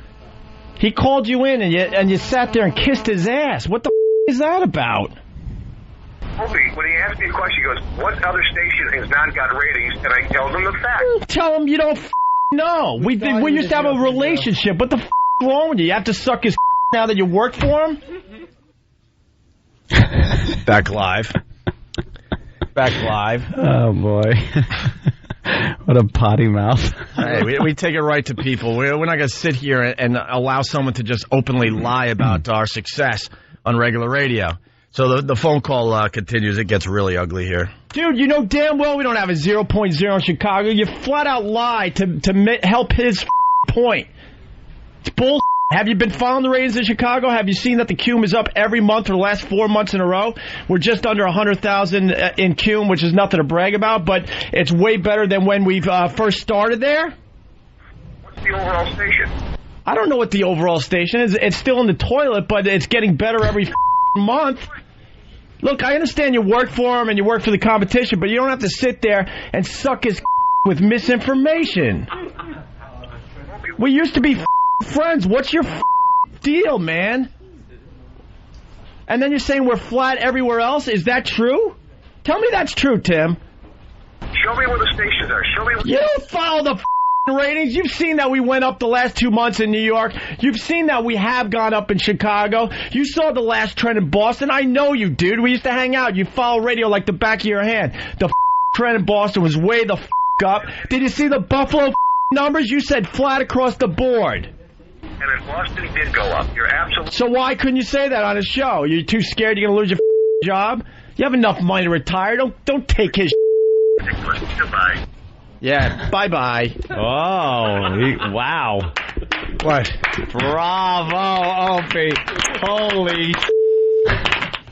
See, but we're cursing like sailors. Oh, we curse a lot, don't we? We get to do that after 9 o'clock, so. We're potty mouths. I love it. Yeah, but I'm not going to sit there and let Howard crow to all his listeners and just openly lie once again, by the way. His whole career has been made up of a lot of lies. Yep. You know what that tape showed, by the way? Huh. How much credit you got to give us for the time we do over here and don't curse. Oh, no kidding. We curse every 2 seconds we talk. I know. And people say, how do you do it? And I go home and go, I don't know. I have no idea. It's like all of a sudden on the walk to the other place, I just turn on a switch and go, all right, time to curse. Isn't that amazing? Like we sit here for a few hours and we don't curse on the air. And then it's just an F-fest. Here's your update, by the way, because a lot of people did hear that the other day. Yep. I wasn't going to sit there and go, wow, 0.0 in Vegas without doing my own research, okay? And Howard crowing and laughing, and they all had a big laugh. Oh, what a chuckle they got over our 0.0. I got a communique from the program director of the Vegas radio station. Of course, we're on KXTE. These are the actual numbers for Vegas. A little different than a 0.0, by the way. Just thought I would share some numbers with you since the boys are coming to town. They're very excited we're coming to town for the O&A Traveling Virus Comedy Show. We do it Saturday are we. At the Hard Rock Hotel and Casino. The Joint tickets still available through Ticketmaster.com. Persons 12 plus, okay? Are we allowed to mention numbers? I think we are, right? Yeah, why not? Okay. I don't know. In the latest trend, Howard claimed we had a 0.0. Well, actually, we went from a 1.7, which nothing to brag about, but it's not a 0.0, to a 2.3. We did that in 1 month. Mm-hmm. All right? That's a lot different than a 0.0. 0.0 or 2.3? Right. Just a tad different. Right. Jackasses. And I already proved that we're not doing a 0.0 in Chicago, okay? Persons 18 to 34. Instead of a 0.0 like Howard likes to think we had and told his whole audience, it actually went from a 2.3, which is to a 3.7 in 1 month. Yeah. That's way up. Where's the 0.0? And then men 18 plus, we went from a 2.2 in Vegas to a 2.5 in 1 month. Yeah. Not even close to a 0.0. And looking better every day. And then he continues, we're seeing more and more WOW stickers showing up, and we're passing them out as often and as fast as we can. I hope this helps, and if you need anything else, please let me know. See you on Saturday. Chris Ripley Ewing, Program Director, KXTE. We base our show on actual facts. 0.0 my ass. Yeah, well, do you think there'll be a rebuttal, a retraction on their show? No, of course not. Yeah, I don't think so either. And Howard, you can send an email and thank us for actually giving you an audience today. There you go. People got to actually hear your voice. Hear your voice again. Dope. We'll break. We'll get back into the Imus thing. The BET audio's amazing. Yeah. Oh, I haven't heard that. Oh, that guy. Amazing. Infuriating. What is he, the president of BET? He's the creator. He's the guy. I don't know. Is he still affiliated with He's the BET? head guy in charge. But he's the one that. What did he do? He invented it. Mm-hmm. Hey, by the way, we just got a little shout out from Mr. Imus. Did we? I've been calling him Mr. Imus for the last few days. Mr. Imus. His name, Mr. Imus. What did he say? Please stop trying to help me. Look, I'm looking for help from a lot of different people, but could Opie and Anthony stop with the support? You're really hurting me. You don't want to be lumped in with us? No. Why not? It's not helping my cause. I know. Could he have found worse allies? I know. We're like the worst. All the reverends and politicians are against them. Yeah. And this douchey show and the Aryans are all for him. That's great. The two front-running Democratic candidates have come out and pretty much asked for my head. But the church effers, they're the ones supporting me. Thank you. Thanks, guys. You think you got a list? All right, here's all the people that aren't supporting you, and here's the very tiny list of people supporting you. I want to thank the support from the Hitler family. Actually, got some nice letters of support from Mel Gibson and Michael Richards. Yeah. Chiming in with their support of the program. This guy could do better than us supporting him. Yeah, Stephen Pagon and his family, I'm sure, supporting you there, Mr. Imus. I want to thank Whackbag. Yeah, Whackbag supporting you. Black people are all against him. FBA. The only black guy sticking up for him is Patrice, who has probably spent twice what he's earned on prostitutes in Brazil. That's the black guy supporting you. There you go. Filth bag from Jersey City. Well, we got a little shout out just a few minutes ago. Long Island Railroad gunman Colin Ferguson supporting me, and then eating his own feces with a spoon. Bernie Getz. Bernie Getz climbing on board. Yeah, I guess it is pretty pathetic. Yeah, well, we kind of know. He needs someone in his corner. We're there for you, Imus. Yeah, and this is what he said a few moments ago. Coming up on already $200,000. Good grief. Thanks to God bless all of you. Yeah. And my boys Opie and Anthony are wailing on it, too, so good for them. You bet. 1-877-877-6464. You can use any credit card you have or go to WFAN.com and click on the Radiothon banner. Yeah, please, if you're going to make a donation, tell them, hey, Opie and Anthony sent me, and here's some money to help some sick kids. All right, because MSNBC did just the biggest douche move ever. Yeah. They have every right in America, of course, to cancel his show. But to do it hours before he does his radiothon that he's been doing for 18 years just shows what they're really about over there. Yeah. They're just scumbags. Symbolism over substance, I think that's called. It's a symbolic move to try to appease this pressure that's been going on, and yet by doing that, they're actually physically hurting children by not allowing more contributions to be made instead of hurting through words. They'd rather put the importance on words that hurt me. I was very injured by the words hurt me. So sacrifice a good cause because words hurt people. Do you think Al Roker is donating some of the money maybe that he used to shove his food down his fat throat with? Cut a check. Yeah. Now that you're not eating maybe $1,500, $3,000 worth of food a week, why don't you cut a check and send some of that money since you were so influential in having him booted? So once again, this is a great cause. He's been doing it for 18 years. And, MSNBC, they know Imus's true character. And even if they came out and said, look, we are going to cancel his show after he does his radiothon, they wouldn't have had a problem with Imus whatsoever. Yep. He would have went out with dignity, and he would have had the exposure of a TV audience to help his cause. Yeah. They know that. I don't have to say it. They know that. Right. So the phone number, again, if you want to donate to the radiothon to benefit the Imus Ranch, the Tomorrow's Children's Fund, and the CJ Foundation for SIDS, you go to WFAN.com. There's a radiothon banner, or call 877-877-6464. They're saying we should probably maybe put the number on the pad data. Yeah, that's a good idea. Over there at XM. I don't have confidence in that, though. They don't know how to spell. Oh, Jesus. Just get the number right. Yeah, hopefully they'll figure it out and get it up on the pad data. Yeah, put it over there. All right. It's Opie and Anthony. Hear what everyone else is talking about. O&A, uncut and live, continuing the show on XM Satellite Radio, starting at 9 a.m. Eastern. Visit xmradio.com to subscribe. It's the Opie and Anthony Show.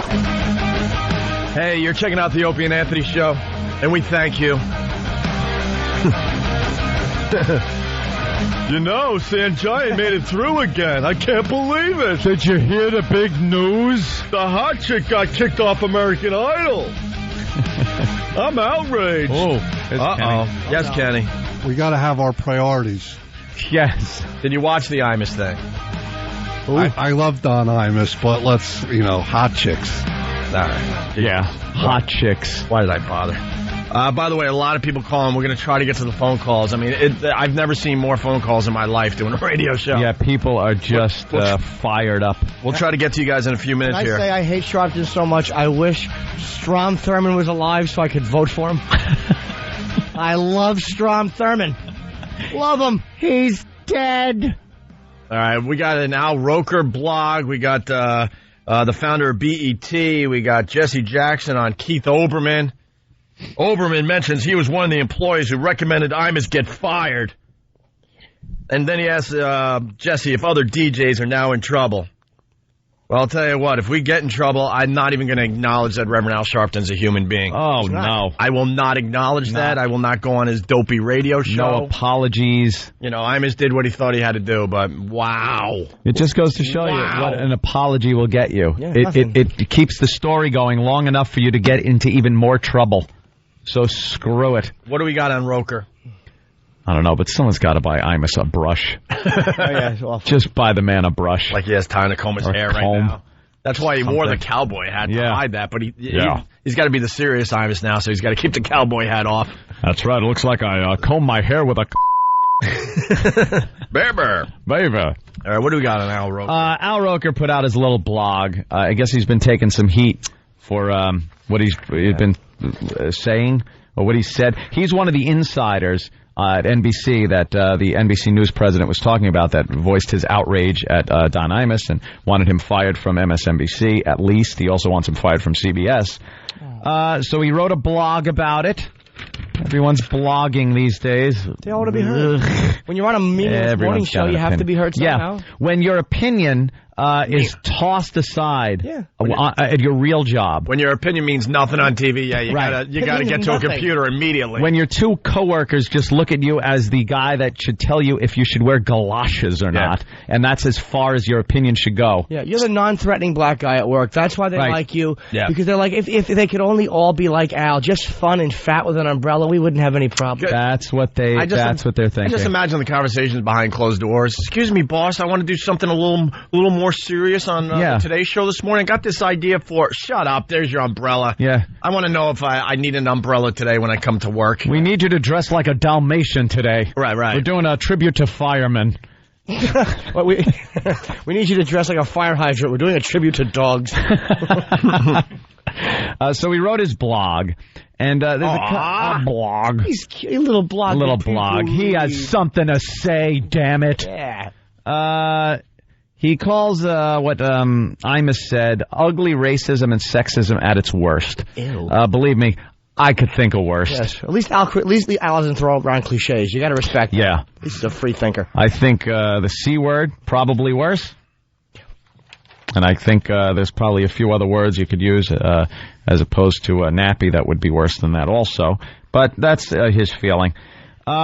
He says he's talking about his critics. My freedom of speech was questioned. Some of them complaints that came in fell in the same category. I was denying Don Imus his freedom of speech. Far from it. Don Imus has the right to say whatever he wants, however hateful, stupid, or uncaring. He does not have the right to say it on public airwaves or on the cable broadcast of a privately owned company. How long have you been broadcasting, Al Roker? He doesn't have the right to say certain things on what? See, people a lot of times think that freedom of speech just means you're going to go to jail. Like, no one's some dummy on a message board is saying they're not removing his liberty, like as far as going to jail. How many times have the ACLU sued for free speech when when dress codes? They're saying it's a freedom of speech violation to not let a kid wear what he wants. And I know there's a difference between a privately owned and public airwaves, but the principle of being able to say what you want, as long as you're not inciting some kind of violence or whatever, should remain the same.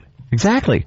I don't think there should be a looming threat of you losing your livelihood based on what you say, especially if it's not done in a hateful, inciting a riot, the old gag, the fire in the movie theater gag. He's not doing any of that. But there is now this atmosphere that is going to really get worse in radio, where there is going to be a fear. You have freedom of speech. Say whatever you want.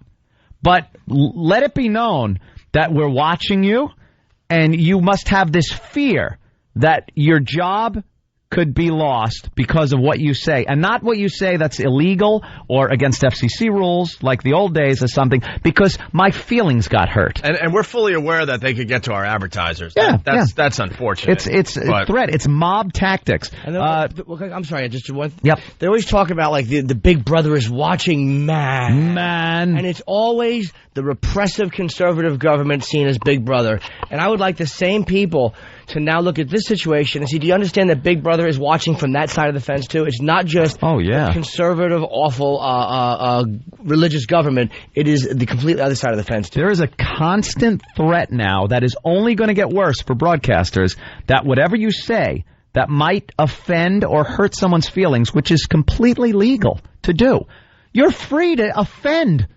You're free to say something that someone doesn't like. People don't understand. But now there's a looming threat over your head that you will lose your livelihood over that. And eventually we will. I have no doubt now. I have no doubt. No, I don't either. He does not have the right to say it on public airwaves or the cable broadcast of a publicly owned company. That is a privilege. Just as you do not have the right to have a license to drive a car, it's a privilege. Is this guy trying to equate the freedom of speech, which is written into our Constitution, to driving a car and having the privilege to have a license? There's no license for speech. You don't have to get a license to say things. Unbelievable.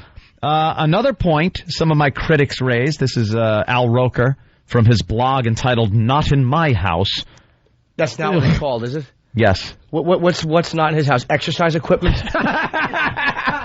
Yeah, that's a fat joke, Al. Al. Thank God we can still make fat jokes, fatso. This week. You just couldn't stop, could you, Al? You just couldn't stop reaching for the pumpkin pie. Oh. You had to have a doctor help you. That pumpkin pie is good, isn't it? With a nice dollop of whipped cream on it. Will you say no to fattening food? Not in my house. Not in my house. I can't believe I'm just a weatherman.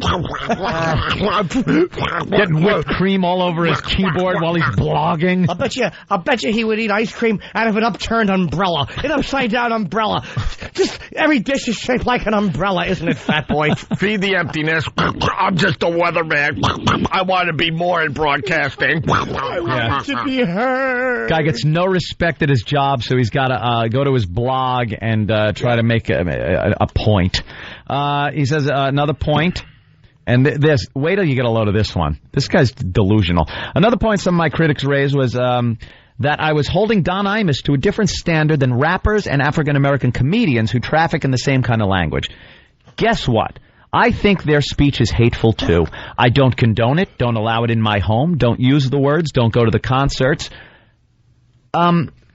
How about then, Don Imus says what he says, you don't agree with it like you do these rappers, you don't turn on his radio show. We don't watch his show in my home. We don't watch his show. His show in my home. We don't watch it on MSNBC. We don't listen to it on the radio. That is what you're trying to say here. Someone made a great point last night. Let the free market decide what we should hear on the radio, as long as we're adhering to the FCC regulations. Let the free market decide on all this crap. Listen to the benign dreck he fires out next. Listen to the Band-Aid this fraud throws out next. Those companies that profit in the demeaning of women via musical lyrics, whether rap or rock, should be put on notice. Put on notice. What does that mean, fat boy? As should the radio stations that play the music. Others who have used hateful language have recently been fired from prominent jobs. Who? And what were they white? Name names. Were they black? Who were they? Man. And where is the demanding that they're fired? Where's the idea? Where's the adamant attitude you had towards Imus? They have been held accountable. Again, who? African Americans who believe certain elements of rap music, music videos, and popular entertainment need to be more respectful toward our own should speak out and repudiate that element. I know I have, and many others have as well. What about calling for their firing? Yeah, why not, Al? What about not working at NBC and tolerating what goes on upstairs at Saturday Night Live? A lot of times they do some racially charged humor on that show. Well, what about that? They work at NBC. And he says, a slippery slope to be sure, deciding what should be heard or not heard. But the difference, again, is where it is heard and who is saying it and what is their intent. Well, what about who is saying it, Al? Are you saying there's a different standard of free speech depending on who is saying what? Or aren't we all equal as far as free speech is supposed to go? You disgust me. Now you know, by the way, why he is a weatherman. He's just a social dummy, and all he does is he's just languishing in these vagaries. They should be put on notice. What does that mean, stupid?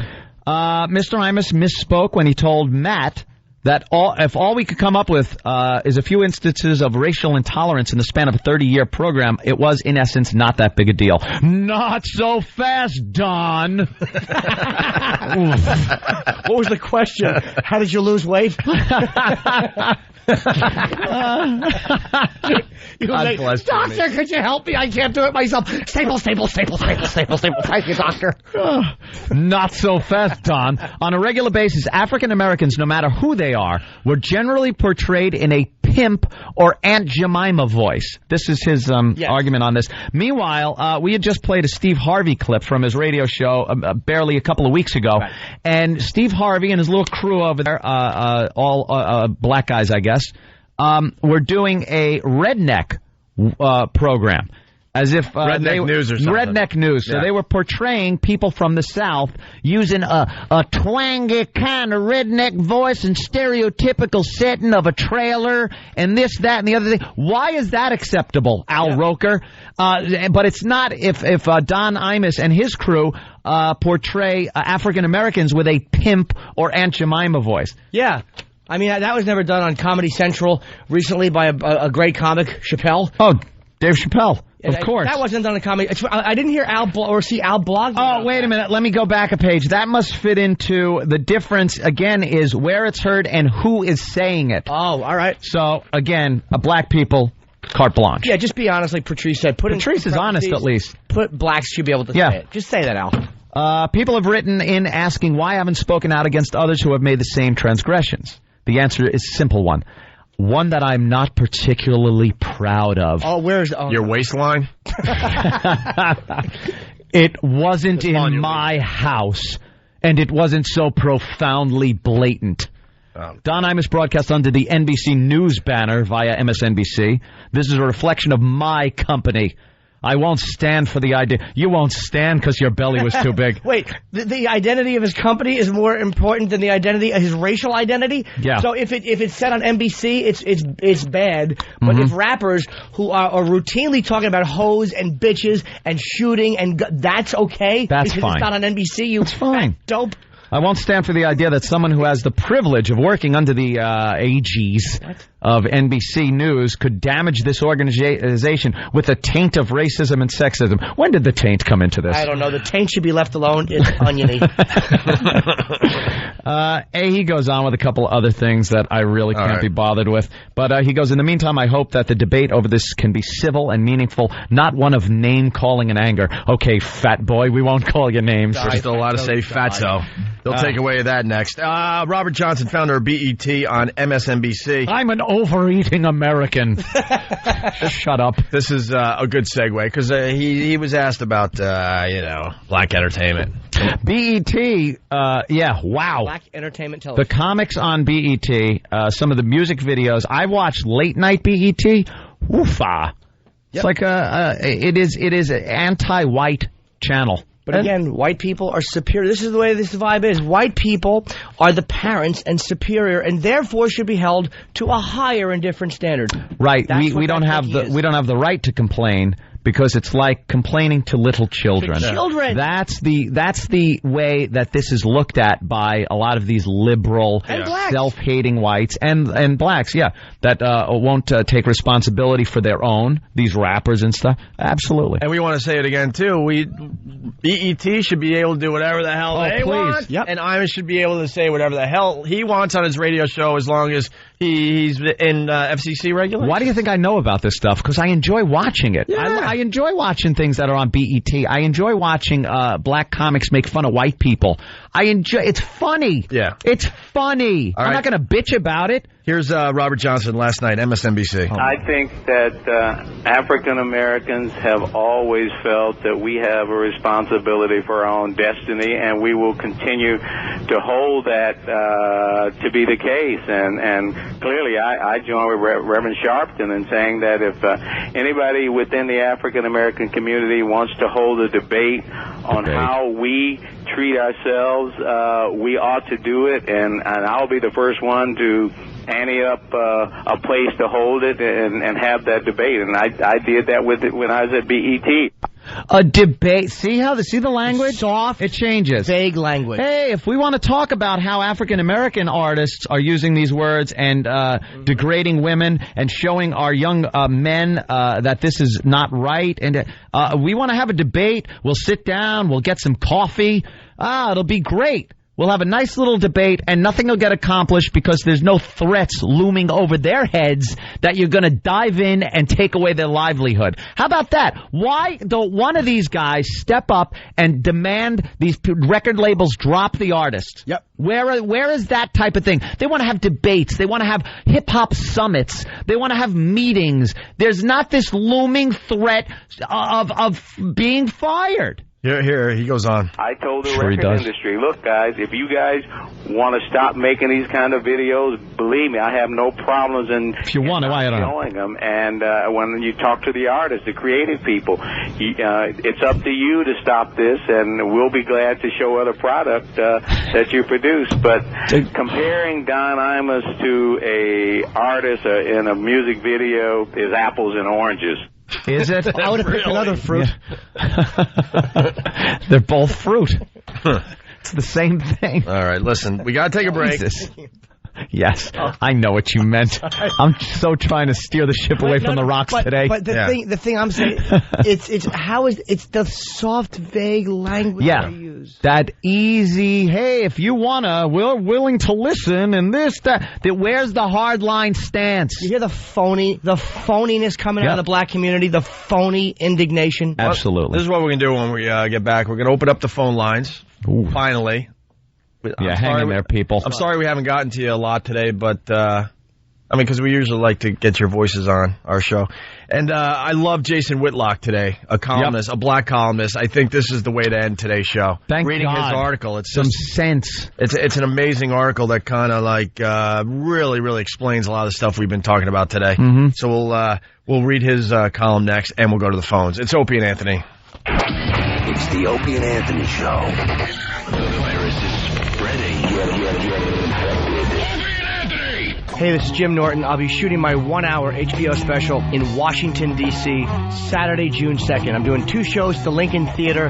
These are free tickets. If you want them, there's an email address, jimnorton@broadwayvideo.com. You send in an email with your name, your address, and what show you want to go to, the early or the late show, and they will contact you. That's jimnorton@broadwayvideo.com for my June 2nd HBO special being shot at the Lincoln Theater in Washington, D.C., and it is a 1-hour special.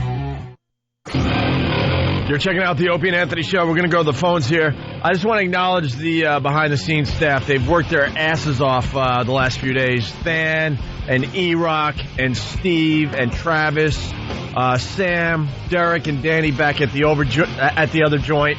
Unbelievable, making sure we have all our updates and all the audio we need to play on the show today. Thank you, guys. It's a shame they have to be fired. Yeah, well, someone had to go. But they really stepped up, and I want to, make sure people know that out there. Our phone number, 1-866-313-FREE. Let's say hi to JR. He's a black guy. Usually it doesn't matter if you're black, white, yellow, green, purple. Who gives a crap? But I think today's important to see where some of these comments are coming from. Green? Green, yeah. That's food poisoning guy. JR, what's up? How you doing? Hey. Listen, I am Puerto Rican and black. My wife is black, and we both start the day listening to you guys in the morning. Thank you. Either way, I wanted to talk about the hypocrisy of those who are basically supporting Reverend Al. I was having a conversation with a few coworkers about the Imus issue, and they all think he should be fired. However, I made the point about freedom of speech and how it was just a joke and the hypocrisy of Reverend Al and the rallies. Mm-hmm. They were all shooting me down. I'm sorry. But basically, after we start work, one of the guys that I was speaking to, he walks over to another Indian coworker and calls him a camel jockey. The other guy, he basically starts singing along and to that song that Norton was talking about, the R. Kelly song. Yeah. And then the other guy starts making jokes about the coworker's boobs. So I basically talking to guys who are being hypocrites about the whole situation, about the things that they do. Yeah, it's just a pile on. That's all it is. You see a guy getting kicked. You look at him. He's an old white guy, and it's fun to see an old white guy go down for saying something inappropriate, and that's all that is. Mm-hmm. That's why it's phony, because black people, they know where it's coming from when they hear it. Everybody knows he was kidding. Yeah. All right, JR. Thanks, you. Man. We want to do a speed round. If you're on hold, just try to get to your point so we get a lot of voices heard here. Alex in New York, what's up? Hello. Real quick, I called up the Imus thing and donated, and you know what? I never would have ordinarily, donated for the kids and, whatever, but I think it's an awesome way for us to show our support of Imus. You guys are right on the money. I think it allows us to have a voice to say, you know what? The guy's right, he did nothing wrong, and what you guys are saying is right on the money. And the last real quick thing, Norton, the funniest thing in the history of man. Crinkle, crinkle. Oh, thank you, sir. As well as the hottest. Thank you, Alex. Yeah, MSNBC, they didn't do the right thing. I mean, you know, they could have canceled the show on Monday, but they did it hours before Imus's radiothon, which helps basically sick kids. Yeah, sick children with cancer and all that stuff, and kids dying of SIDS. CJ's, I mean, they've made fortune. Well, no. no, they've made a fortune for the foundation, and the number is 877-877-6464. Very easy to remember. 877-877-6464. They've made a lot of strides with SIDS, is what I was trying to say, but I'm kind of tired. Donate, whatever you want, $20, donate $20. It doesn't have to be a lot of money. And one of the reasons was because of the radiothon that Imus has been doing for 18 years, and MSNBC decided it was really important to get him off the air before he raised money for sick kids. Yeah. Those douchebags. So they can pontificate, and they can, and Al Roker, while he is staring at the dessert that he can no longer eat in the embassy commissary, can say, "You did really good. Can I please editorialize somewhere? Because I feel empty holding an umbrella at my age."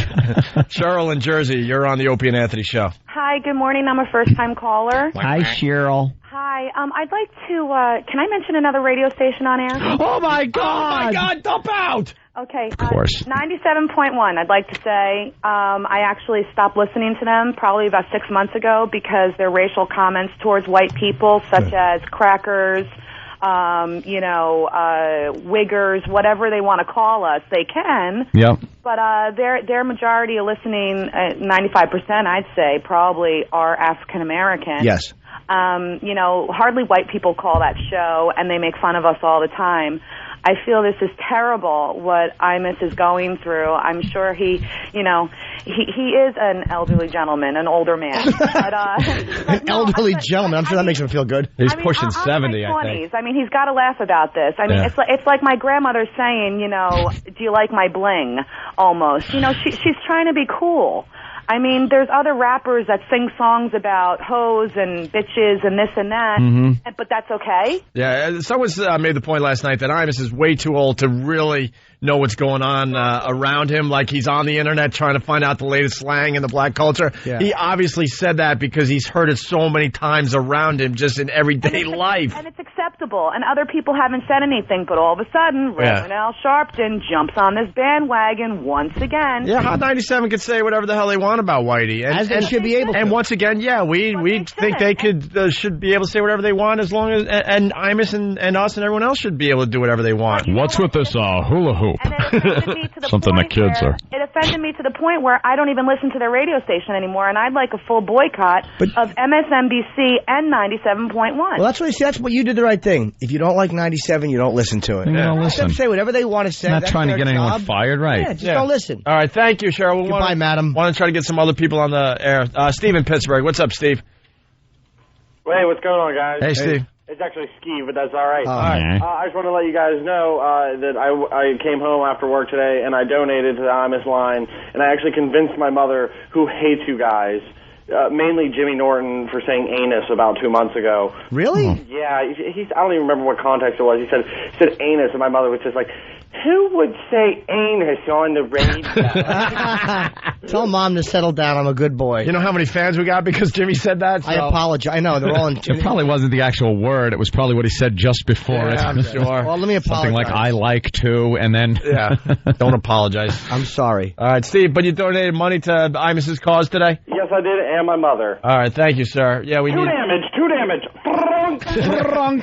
Hey, man, chill out. Chill out. We're trying to show everyone that we have a little intelligence He punched today. out. I know. He gave 4 damage. I wasn't even able to cast my spell. All of our listeners will be trying to make points. People, that's a good point. Frunkus. Yeah. We're being monitored Point today. lost. We've been monitored all week, so we're trying to show some intelligence. I know. So no hilarious or frunkus or any of that. Ramones or any of that nonsense. Yeah, no Ramones. Dennis in Philly, what's up? Yo, what's going on, buddies? Dan? Hey, you guys took a little bit of my scene, but about just wanting other radio stations to be able to say what they say as well. It's not like we're trying to get them off the air or anything like that. But my main point was that freedom of speech is there because we need to be able to say whatever we want. Because any minor comment, any minor comment that we say can be taken as something completely crazy. I mean, somebody could say something about cats or something. Next thing you know, the crazy cat lady next door could be calling PETA or ASPCA, and they'd be knocking down your door and, asking for your head. Yeah, it doesn't matter what you talk about. Someone's going to be mad at it or upset, or it's going to hurt someone's feelings. You're doing a comedy show. Like one time I was in a hospital, and there was a bunch of very sick people, and none of them could walk. And I just wanted to be funny, so I started yelling, fire, fire, fire. And they had to drag a lot of these sick people out, and a few of them died. And all of a sudden, I'm the bad guy. Now you are the bad guy. Why? It's freedom of speech. Now I'm the bad guy. I'm the bad guy. All right, let's go to Jason in Buffalo. Hey, what's going on, guys? Hey, it's going to be a great game tonight, Islanders Sabres. What do you think there, Jason? Oh, I can't wait for it, man. Buffalo's going to kick some ass. What a surprise that you would say Buffalo. Yeah, of course. Of course. I wonder if there are Islander fans in Buffalo. No. All right, you're listening on The Edge. What's going on, Jason? Oh, not much. I just want to say I donated some money to that, and the young lady on the line said, another O&A fan. She's like, I just wish we had a column for this. So. Oh, that's pretty cool. The O&A fans are being heard over there. That's nice. That's good. It's a way to show support, and great to this show. To show MSNBC that they're a bunch of tools and help out, sick kids. Not particularly in that order. I guess the sick kid thing would have been first on that list. A bunch of things, and then, sick kids. Imus really helped us get back on regular radio, by the way. He called us personally and said, look, the XM thing is really cool and stuff. You get to say whatever you want, but, you're not really talking to a lot of people yet. As that new service continues to grow, you will. And I think you guys really need and should be on regular radio. And he made some big calls for us, and that really helped us get back on regular radio. And I'll never forget that. Let's say hi to Danny in Lindenhurst. Danny, what's up? Listen, I think we should boycott. We should hurt Al Sharpton's pocket in a big way. That squirming little bastard, he picks on an old man who doesn't have a fight left in him, instead of going after some real issues, after gangsters, after those girls at Rutgers. You're gonna tell me that they don't listen to rap artists putting down the black females, the black women of this country? Of course they do. I would think they do, but who knows? I would think they would listen to that. I don't have their iPods in front of me before they listen to Don Imus. That's for sure. I guarantee you some of them do. Yeah, I guarantee it. He's going after a guy who doesn't have a fight left in him. He's an easy target. Of course. We should hurt Sharpton's pocket. Why don't you guys make a list if you told me what Al Sharpton does and where he gets his money, I'd love to try to boycott it, but it's a mystery to everybody where this guy gets his goddamn money from. He's just a floating fat man with a nice hairdo. Yeah. All right. I'm never buying another thing from Staples. I'm never buying another thing from Staples. Yeah, they're really enraging, those cowards. All right. Stupid office supplies. Go Home Depot. All right, Danny, thank you. I'm dumb. Let's say hi to Sean in Jersey. Sean. Hey, what's up? Hey. Love the show. Godspeed. Yeah, I just want to say with that MSNBC dropping Imus before the whole telethon thing. Basically, MSNBC is a bunch of baby killers. Well, hey, there you go. All right. Oh, that's his way to go. One way to put it. All of a sudden, they're me lie. All right, good. Yeah, we're gonna get to that in a sec, Jimmy. Crystal in Jersey. Good morning, guys. Hey. Hi. I just wanted to say that I relate to what Cheryl's saying. It all starts with the rap music. It's so hostile. It makes you want to kill people. It puts down women. It says racial slurs about the own black community. What the hell's going on? Don't these people wake up and see what they're listening to? Yeah. The news last night with all those gangsters being locked up. They were all black, but that's okay. Kill them. That's fine. You're right about that, and just the fact that Don Imus, a guy, an older guy, old white dude who's white, even knew those words. Where do you think he heard those words? From other white people he hangs out with? That came from hearing it used by black people. Hearing it to the point where he just assumed that it was completely acceptable to say on his radio show. Yeah. He had to just say what he said after the fact, but he thought, I've heard this so many times, it's got to be acceptable. But according to people like Al Sharpton... But see, no one told us the rules. There's a rule. The rule is that freedom of speech is purely based on the color of your skin. I'll bet you Imus only rents black on blondes porn. Picks up his lingo. Maybe that's where he got black on blonde. Hey, thank you, Crystal. All right, that leads... That's some good stuff. Black on blonde porno. That phone call leads into this unbelievable column that we found from Jason Whitlock. Kansas City, this guy. Kansas City, he's a black columnist. I guess it's important to say that today. Imus is just going to spend his time watching the GIMP scene from Pulp Fiction over and over again. Yeah, give it to him. yeah. And Jason Whitlock, black columnist, he writes, Imus isn't the real bad guy. Instead of wasting time on irrelevant shock jocks, black leaders need to be fighting a growing gangster culture. Thank you, Don Imus. You've given us black people an excuse to avoid our real problem. You've given Al Sharpton and Jesse Jackson another opportunity to pretend that the old fight, which is now the safe and lucrative fight, is still the most important fight in our push for true economic and social equality. You've given Vivian Stringer and Rutgers the chance to hold a nationally televised recruiting celebration, expertly disguised as a news conference to respond to your poor attempt at humor. Thank you, Don Imus. You extended Black History Month to April, and we can once again wallow in victimhood, protest like it's 1965, and delude ourselves into believing that fixing your hatred is more necessary than eradicating our self-hatred. The bigots win again. While we're fixated on a bad joke cracked by an irrelevant bad shock jock, I'm sure at least one of the marvelous young women on the Rutgers basketball team is somewhere snapping her fingers to the beat of 50 Cent, he writes, or Snoop Dogg's or Young Jeezy's latest ode glorifying nappy-headed pimps and hoes. I ain't saying Jesse, Al, and Vivian are gold diggers, but they don't have the heart to mount a legitimate campaign against the real black folk killers. It is us. At this time, we are our own worst enemies. We have allowed our youths to buy into a culture, hip-hop, that has been perverted, corrupted, and overtaken by prison culture. The music, attitude, and behavior expressed in this culture is anti-black, anti-education, demeaning, self-destructive, pro-drug dealing, and violent. Rather than confront this heinous enemy from within, we sit back and wait for someone like Imus to have a slip of the tongue and make the mistake of repeating the things we say about ourselves. Great line. Jesus. This is an amazing line right here. It's embarrassing. Dave Chappelle was offered $50 million to make racially insensitive jokes about black and white people on TV. He was hailed as a genius. Black comedians routinely crack jokes about white and black people, and we all laugh out loud. I'm no Don Imus apologist. He and his tiny companion, Mike Lupica, blasted me after I fell out with ESPN. Imus is a hack. But in my view, he didn't do anything outside the norm for shock jocks and comedians. He also offered an apology. That should have been the end of this whole affair.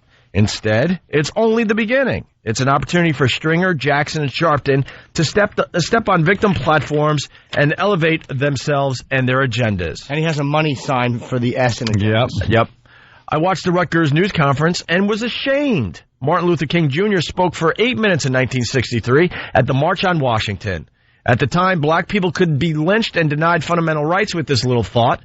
With the comments of a talk show host most of her players had never heard of before last week, serving as her excuse, Vivian Stringer rambled on for 30 minutes about the amazing season her team had. Somehow, we're supposed to believe that the comments of a man with virtually no connection to the sports world ruined Rutgers' wonderful season.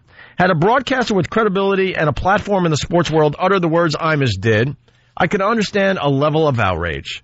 But an hour-long press conference over a man who has already apologized, already been suspended, and is already insignificant and just plain intellectually dishonest. This is opportunism. This is a distraction.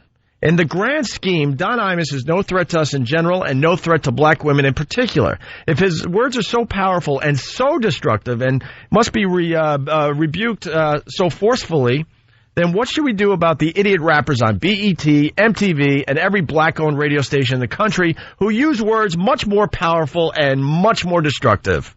I don't listen or watch Imus' show regularly. Has he at any point glorified selling crack cocaine to black women?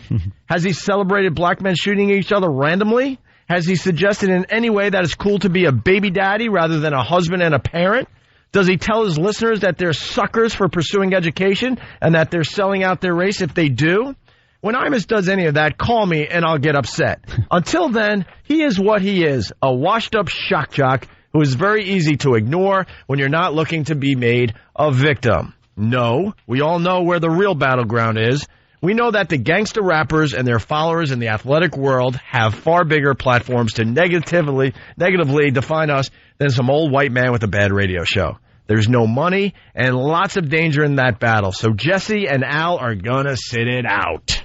This is Jason Whitlock, a columnist from Kansas City. Kansas City Star. We tried to get him on the phone today, but I'm sure his phone's ringing off the hook. Probably very busy. That was a really, really good article. You know, obviously, he's not a fan of Imus. But I like that. But it makes it a little more balanced. You notice how well I read when it's important? Yes. Thank you. Reading is fundamental. Thank you. It was good that he's not like saying he's obviously not. He's just saying Imus is an irrelevant zero. Like I don't care about him. He's not like one of these. Yeah, it doesn't matter who it is. Really.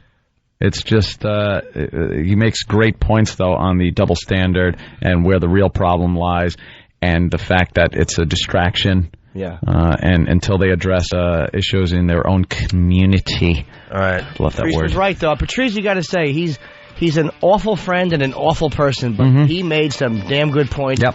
And he was right. It was going to be hip-hop next. Yeah. Bastard was right. The plugs. We're flying to Vegas after tomorrow's show for the O&A Traveling Virus Comedy Show Saturday. Hard Rock Hotel and Casino, The Joint. 8 or 9 comedians. Very excited. This starts the whole thing. We got a press conference by the pool in the early afternoon. We encourage our listeners, if you're in the area, to come on by and check that out. It's going to be just a very festive time for everybody. Very excited about the comedy show. And then we'll have the press conference announcing all the other dates. But Saturday's the first one in Vegas. Tickets through Ticketmaster.com, and all the info's on our website. Jimmy? I have one. It's for June 2nd. I'm shooting my 1-hour HBO special in Washington, D.C. at the Lincoln Theater. There are 2 shows. These are free tickets. If you want to come, you write an email with where you're from, your name and address and all that stuff to Jim Norton at BroadwayVideo.com. They will absolutely get back to you. Jim Norton at BroadwayVideo.com. And I want to do it in D.C., and I'm doing it in D.C. And finally, more importantly, a lot of people asking for the phone number. Imus is doing his radiothon. He's been doing it for 18 years. It helps sick kids, okay? And MSNBC just showing their true character, dumped him knowing that he was going to do the radiothon on MSNBC and on his radio show. So drastically cutting his audience down, knowing full well that donations would be drastically cut. Yeah, bastards couldn't wait. They don't give a crap about sick kids is how I look at it. So we're trying to pick up the ball and help out Imus today. So give them a call, 877-877-6464. Donate $1, whatever you could afford. Yep. That would make a statement. And tell them Opie and Anthony sent you, and that you're trying to help out the sick kids for Mr. Imus. Something that people don't really want to acknowledge or talk about in the media for some reason. Yeah. All the great stuff he's done with his radio career. I want to see if somebody mentions it tomorrow. MSNBC did that. Hey, guys, thank you. This is why we love doing radio. We'll see you guys over at XM. If not, have a great day. It's the Opie and Anthony Show.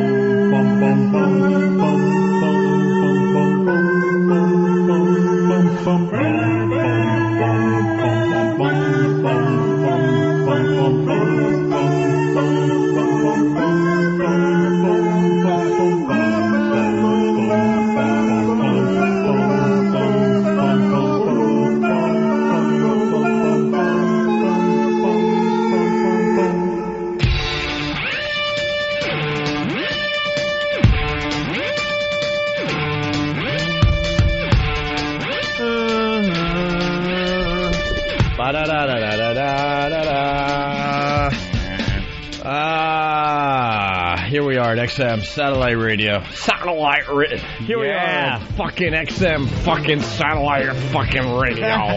Where we curse. Yeah. Let's say hi to Joe. Joe in Ohio. What's up? Hey, man, just want to tell you guys, I donated $20 right now, and the lady on the line said the last 15 callers that she can remember were all O&A fans. So they're doing their part across the nation today. I just want to let you guys know the good word's getting out. That's good. The fans. And they're not going to hold Imus down, man. Hey, this is Greg Hughes, the actor that plays Opie on the Opie Anthony Show.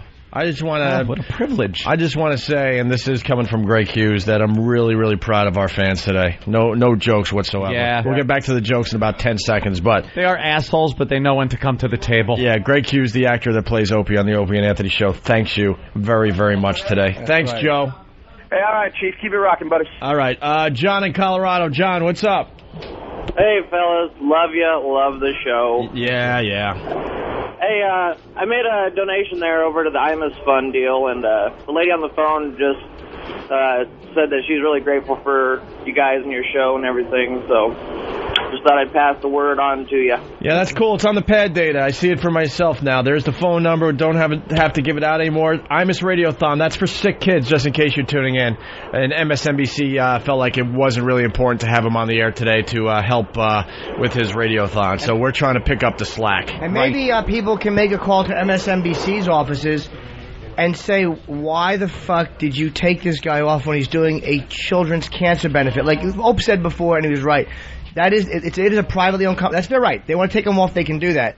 But how do you do it the day he's doing this charity drive for kids with cancer, you shitbags? It's amazing. And they used the word integrity last night a lot. Yeah. Integrity. We only show 6 children with cancer when it will get us ratings. As far as helping them, fuck them in the mouth. That's pretty much it. Yeah, that's their stance. Unbelievable. Well, everyone's calling to say they made a donation. Look, Bruce in Syracuse. Bruce, what's up? Hey, I just wanted to say I made a donation myself. I told the woman I supported Imus and I was big Opie and Anthony fans, and I said that's where I heard about the donations from.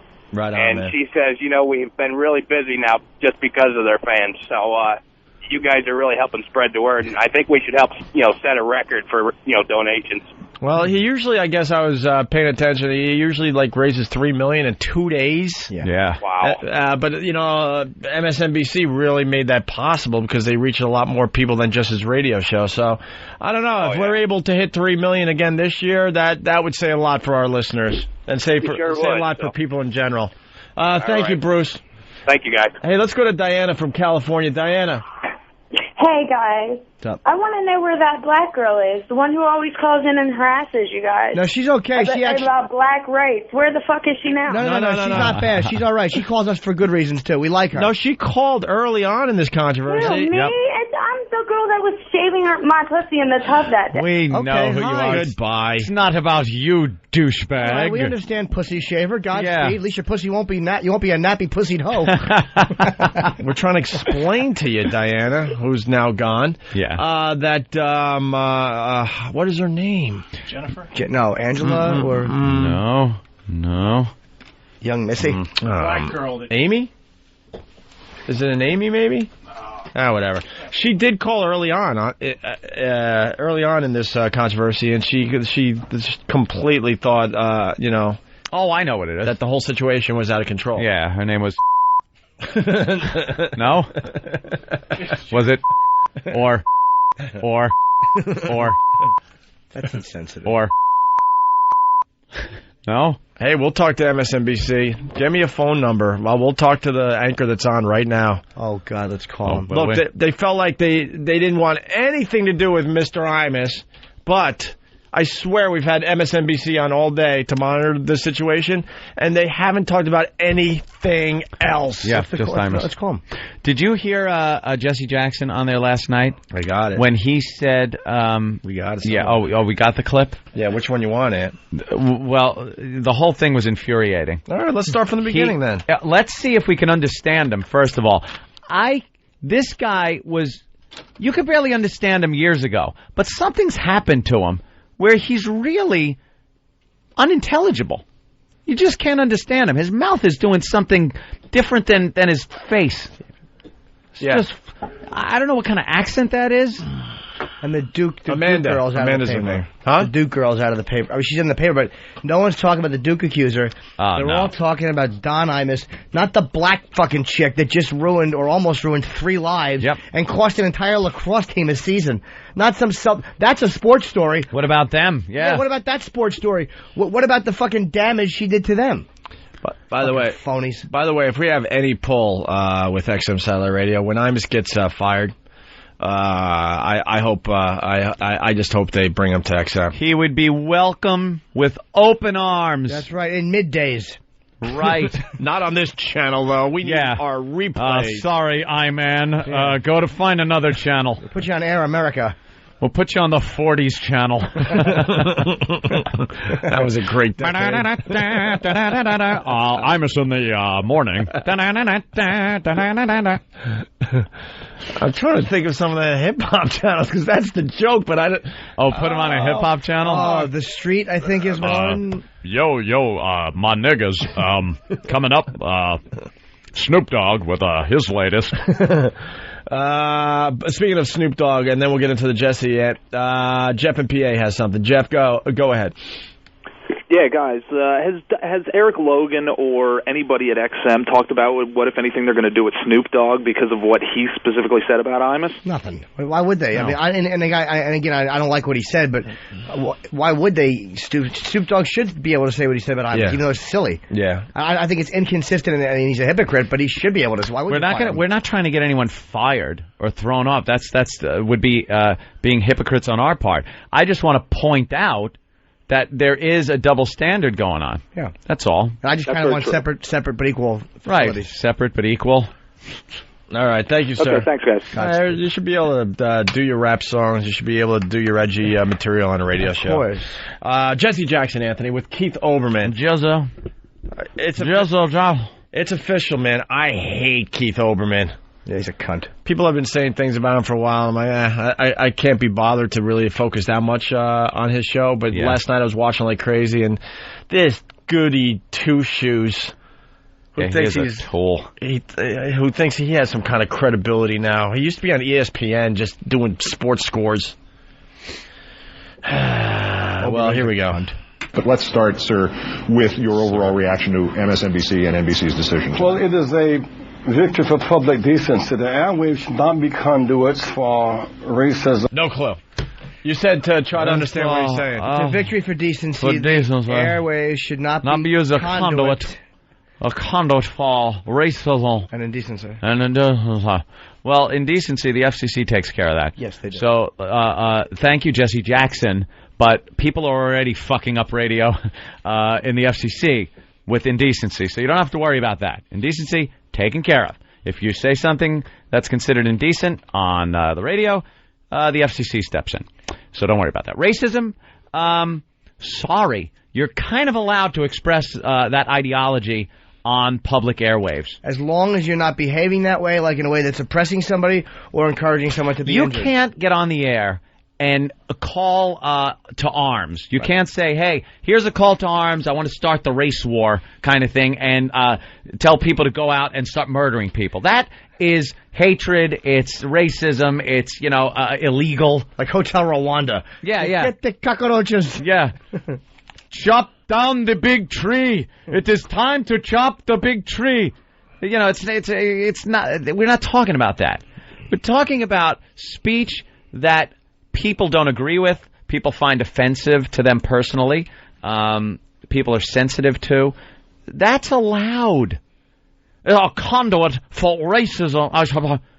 You're allowed to say that shit. Yeah. So shut up. By the way, maybe for another day. Hey, did you see the Tostitos commercial that either Louis C.K. wrote or they stole his bit from Lucky Louie? Which one? The very first scene of the show when his daughter keeps asking why, they did the exact same thing in the commercial. It's Derek from Philly. Oh, why? We can try to get a copy of that and see what that's all about for a future show. Tostitos are for queers. There you go. It is a victory for public decency. The airwaves should not be conduits for racism or racist bigotry or misogyny or religious bigotry, and sponsors should not underwrite it. That's one dimension of it. But it's also fair to say that many of the employees last week sent emails, and they felt powerless because they got no response last week. The ombudsman should have perhaps caught this when it happened last week, but it was not caught. There's some combination of the internal uprising and public pressure that made NBC revamp its own standards, which was, of course, the right thing to do.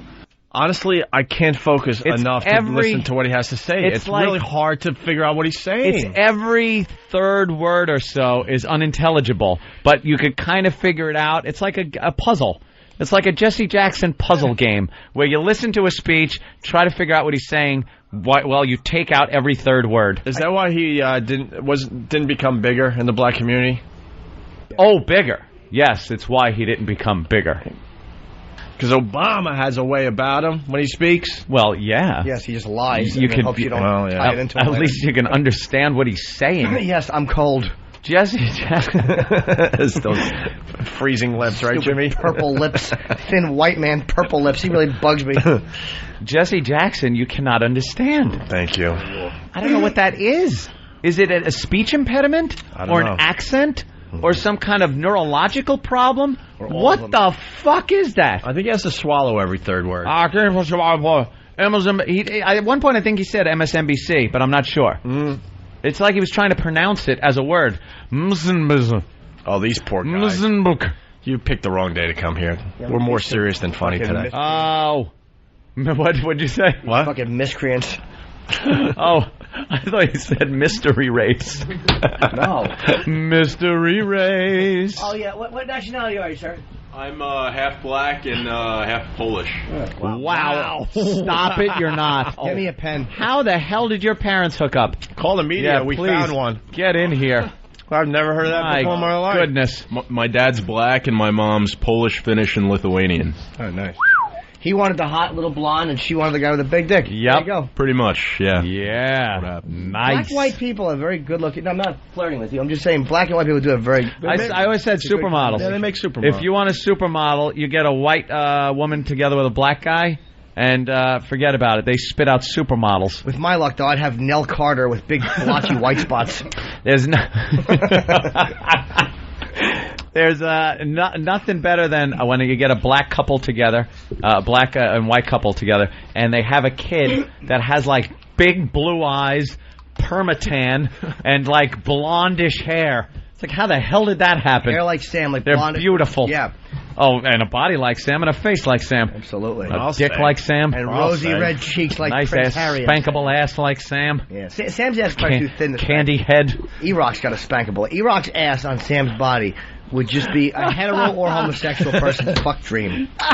You give me Sam's, if I may, Fiona Apple-ish body. Right. Eric's plump. Ish. Yes, ish. Fiona Apple-ish. And you It's identical. E-Rock's plump. Who does his ass remind me? It's almost J-Lo. You give me that fucking delicious J-Lo ass. He's more like Jello. Hey, watch it wiggle, see it jiggle. Where is he? And that's just his forehead. I loved your joke about his forehead was wiggling from the fat. I didn't like when he ran, and I hate his medium shirts. Get the XL and stop drying it on fucking core of the sun temperature, stupid.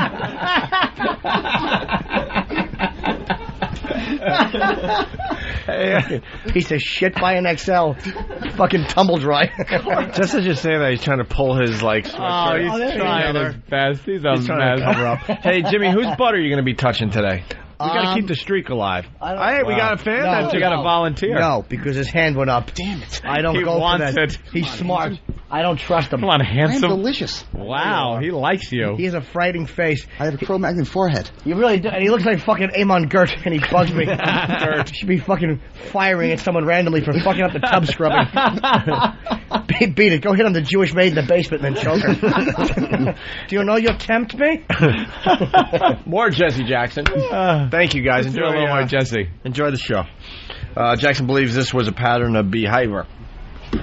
How did you say behavior? Behavior? A pattern of behavior. The goddamn bees got nothing to do with it. A pattern of behavior. After all, this is a pattern of behavior. It's not only they say these girls were hardcore hoes, no nappy-headed hoes, no liking unto Memphis Grizzly Bears, but they took a shot at Venus and Serena Williams. They shouldn't be in Playboy. They should be in National Geographic. Took a similar kind of shot at Gwen Ifill. Took a shot at Maya Angelou. Even when Hillary Clinton spoke to blacks in Selma, Alabama, that maybe next she'll have corn rollers and she'll have gold teeth in her mouth. So this kind of lineage of pattern. Hold on. There was a reason for that. You fucking phony liar. He left the reason out. How old am I, 8? He said that. He said that Hillary Clinton next time she'd have cornrows and gold teeth because when she was speaking in Selma, she put on a stereotypical black accent for some reason. She was assimilating in a fraudulent way. Right. She was doing a character. Why didn't she get in trouble for that? She put on, like they were saying, a pimp voice, or Aunt Jemima voice, as some gentleman wrote in the paper today. I don't understand that. I wish we could hear that again. That was great. What the hell is that about? So he misrepresented that statement. He's just a dope. Lineage of pattern. This did not step. And I'm glad MSC did step up, but we can't stop here. Because what it is on NBC television, or what it is in CBS radio, or even music, we must raise a higher ethical standard for all the music, because we cannot allow these images of violence to continue. Because if you can call a woman a hoe and she will submit to it, that's the first step toward domestic violence. That must stop. What? Wow, that's a stretch. First step toward domestic violence, and that must stop. You call a woman a hoe and she submits to it. That right there is not about Imus. That is about rap, and you dumb motherfuckers that were self-righteously standing up against Imus, you should have realized it's about circling the wagons. We are all performers. Yep. And the free speech of a performer is all we have. All of us. I mean, really, 50 Cent, Snoop, Imus, every one of us we talk for a living, and our opinions are a part of what we're talking. We're not just news people. Oh, by the way, 10 dead, 26 wounded in Baghdad bridge bombing. Anyway. I'm just saying it looks like it's Al-Qaeda, but whatever. Anyway. Who gives a shit about this that, Imus right? thing. Yeah, Imus, the important thing. They should have defended his right to say that, even though it was ignorant. Yeah, because now... If he pulled Michael Richards shit on television, he's got to go. That's a line, obviously, that's disgusting. Michael Richards' tirade was hateful. It was... You know, even though, again, I'm one of those people that I don't care. If he sees it as some kind of art, it's fine by me. If someone doesn't want to hear it, and what they did was walk out, that's fine. Get up, walk out, ask for a refund. If you paid good money that you didn't want to see that, that's fine.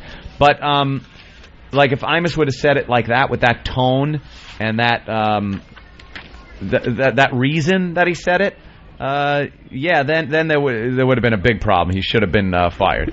But the times we have to say this, it was in humor. It was a dopey joke, and they're treating it now like he just went all out and was asking for a lynching. So why are they not? I want to see them fight to remove the livelihood of one of these rappers. They don't have really sponsors. Well, they do have sponsors a lot of cases. Yeah. But not only the sponsors, but going after the record stores and the Viacoms and all those companies that produce them. Go after them and threaten to boycott the same fucking way you just not did with discussions, MSNBC. not hip-hop summits. We're talking hardcore protests. Where are the signs? Where are the signs that they're holding up and protesting with? Well, he's busy. Jackson says this is another step in the right direction toward detoxifying the airwaves. After Michael Richards did his tirade about using the N-word, and the comedy store said no one else can do that from our stage, and when a comedian did, they fined him. So no more acts would be at the comedy store using the N-word. Communist? That's a step. A number of disc jockeys, they will no longer play records using the N-word. That's a step. This move today on the tirades on the Imus show is another step. I think we now have momentum to speak to artists.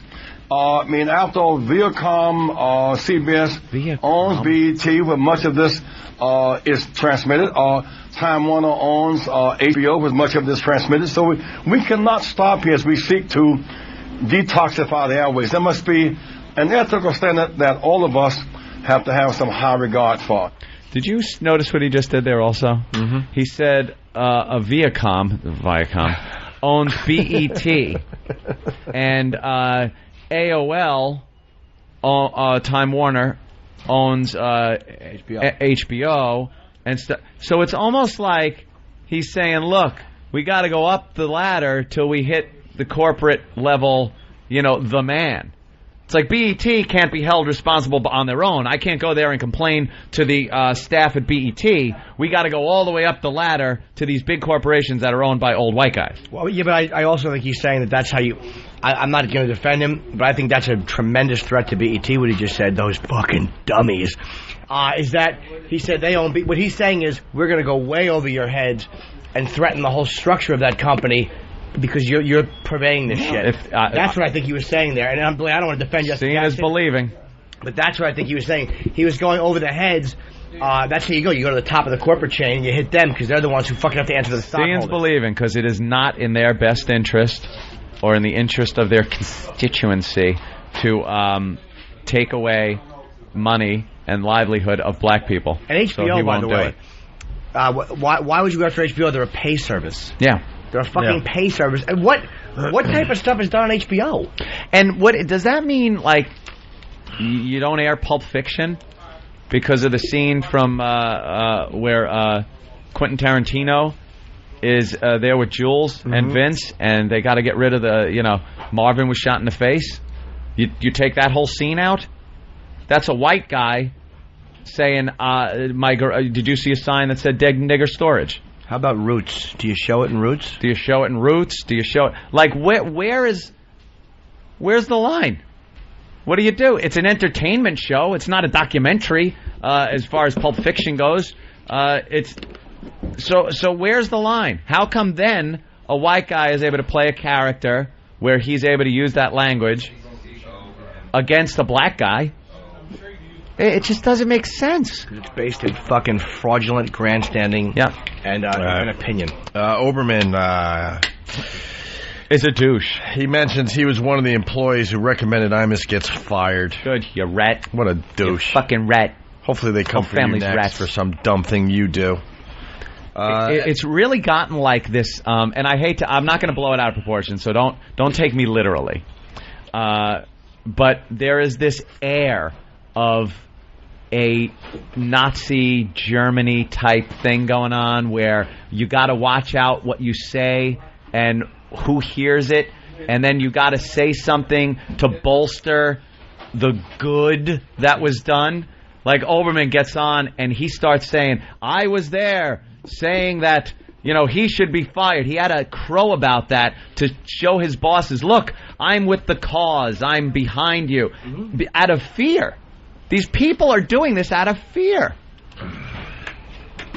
Stipulating, sir, that I was one of those NBC employees who put it out to my bosses behind the scenes. I make that good this could not scoreja. stand. He's a little... we all hate people like this. Behind the scenes. You Behind the fucking scenes. jizz bucket. And I helped. You know the guys in your office. Excuse me, boss. Can I talk to you for a minute? And then you like go into his office and close the door, and then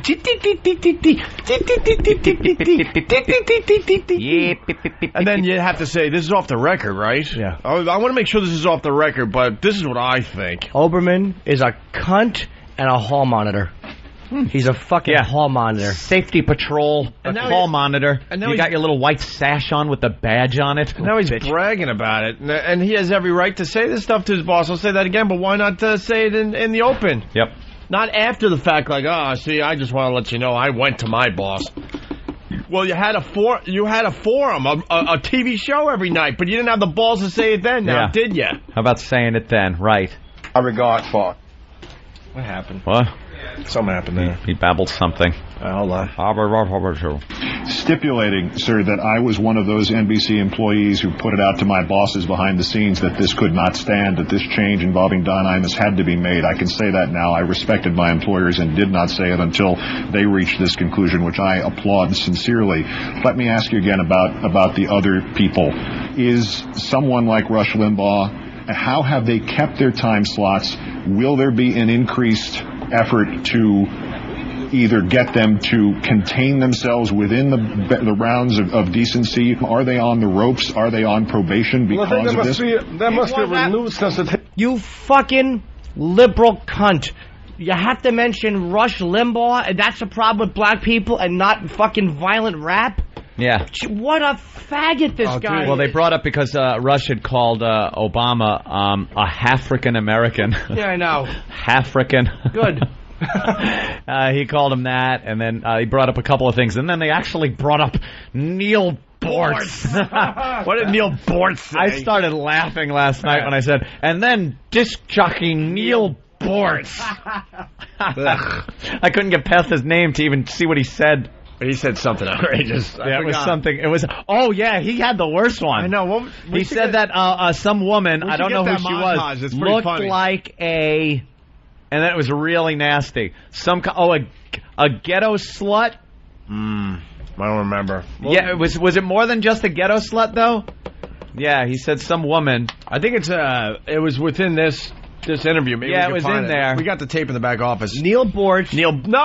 Jimmy. Neil Bortz juggles with cum balls. Neil Bortz. Ooh, we got a laugh out of the guys. All right. Thanks, guys. All right. Balls. Yeah, little balls of cum. And if he juggles them, he puts his mouth under one and catches it. You gotta catch it. Bursts on his tongue like a starburst. He can never get them up in the air because they're all sticky. He can never get them up in his hand, but he wants to. He wants to juggle the cum balls.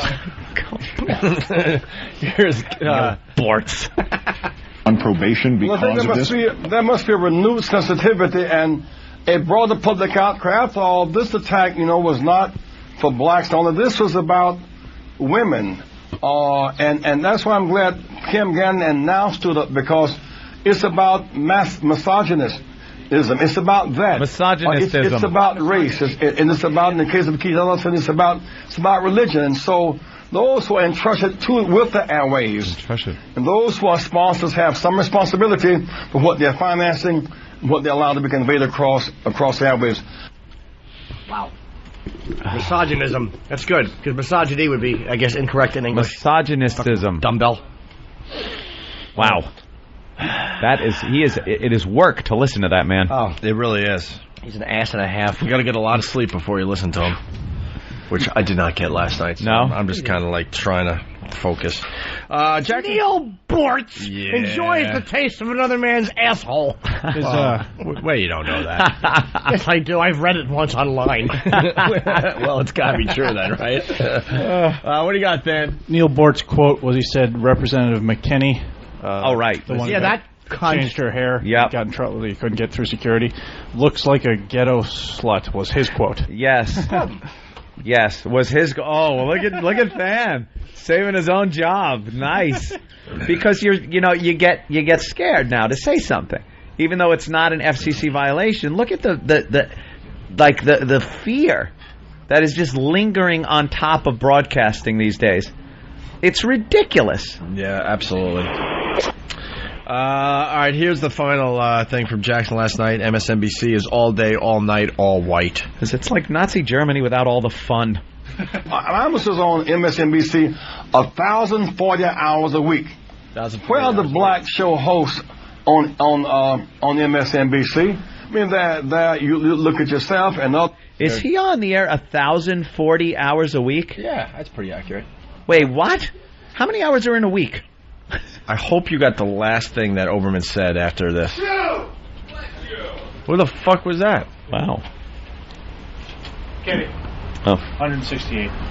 There's 168 hours in a day? In a week. In a week. So he said for 1,040 hours a week. And I read so well earlier. Yeah. I don't know what he said. 1,040 hours. 1,040 hours a week.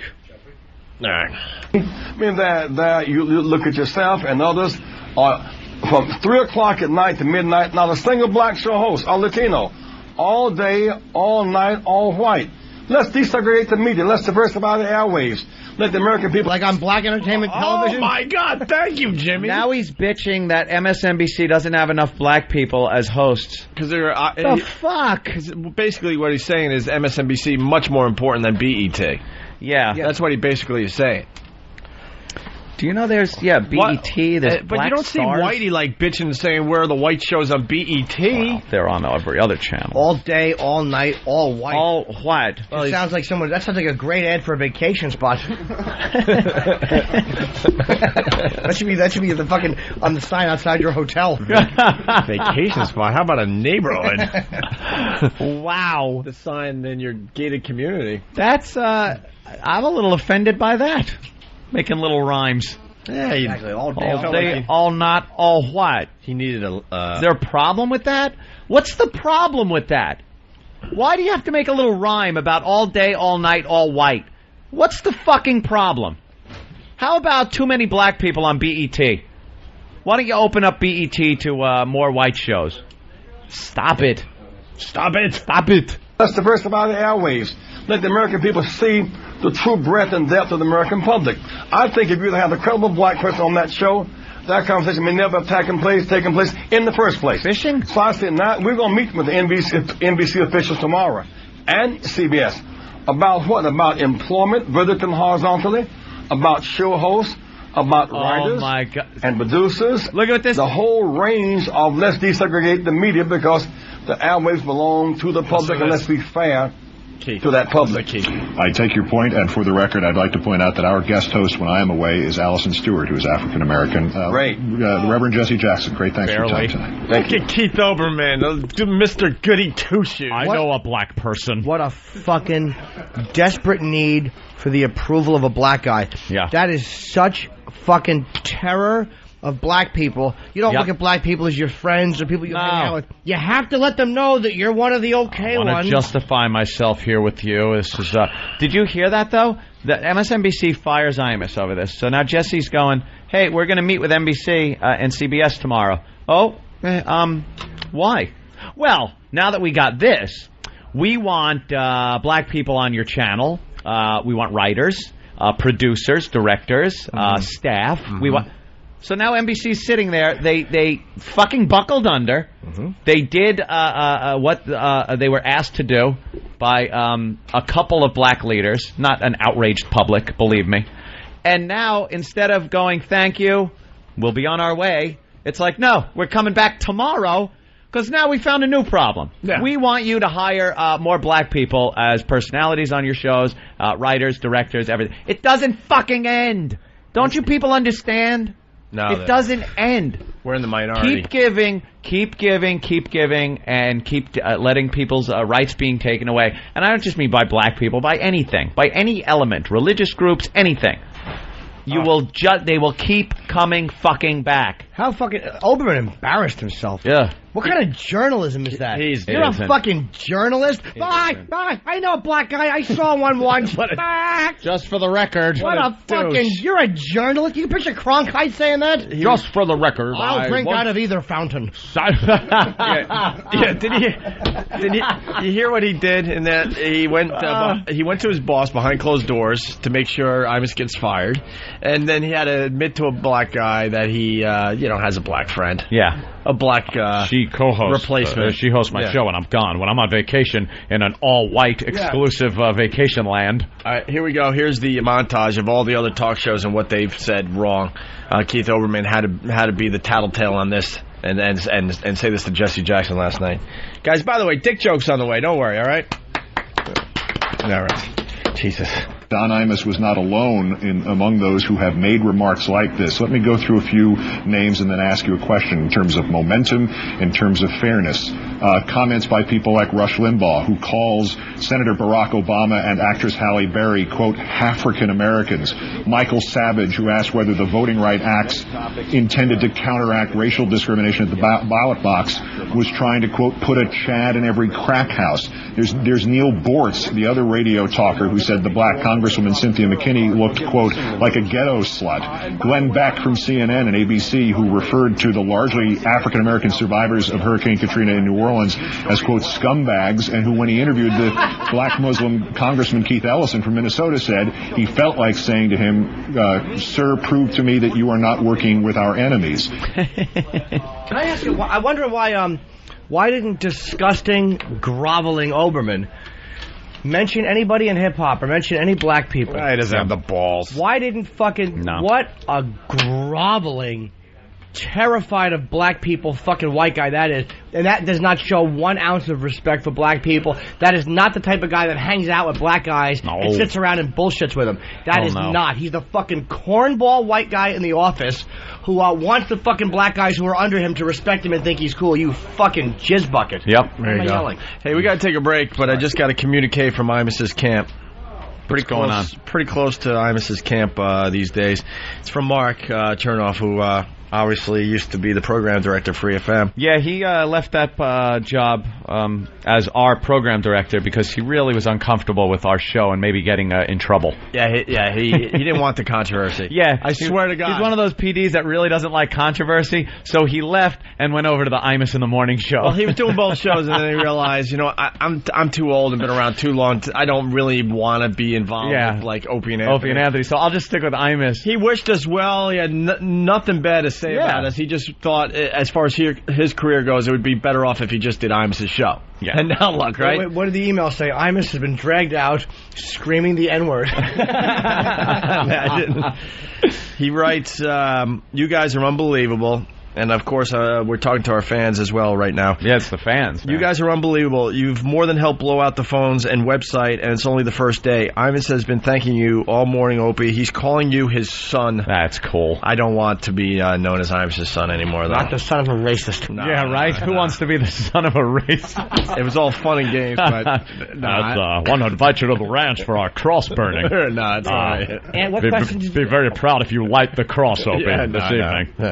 It was all... It was all fun and games until last week. Let's not continue with that storyline, Mr. Imus. I just had I thought of one and I couldn't get it out. Why? Old sandwich mouth. What was the question you asked? What? Who wants to be the son of a racist? Yeah, who wants to be the son of a racist? I just wanted to say your kid's better. You asshole. I couldn't get it out. Yeah, that's a good one. How does this sound? Grand Wizard Hughes. No. You like that? No. Someday, all this will be yours. The ranch, all the hoods. He writes... White sheets. He continues, we'll still be doing it right through Imus' show tomorrow. Greg Opie Imus. Greg Opie Imus. How does that sound? Pretty good, huh? It has a nice ring to it. Certain ring to it, sure. Yeah. Know how to make a noose?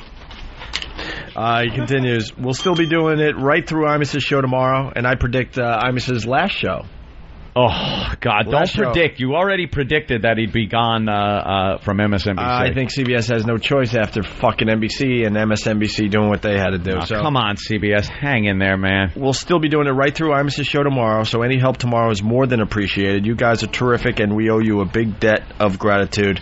Many thanks, Mark. So once again, if you're just waking up... Oh, you said last show. What? You predicted his last show. Well, I think on Mark wrote MSNBC. that. Oh, no, I'm sorry. Oh, okay, I misunderstood you. Oh, yeah, you know what? I should have clarified. No, I just added a little bit to his email. But if you're just waking up, it's right on the pad data. Imus Radiothon, 877-877-6464. MSNBC, they were talking about integrity last night, and that's why they had to get rid of Imus.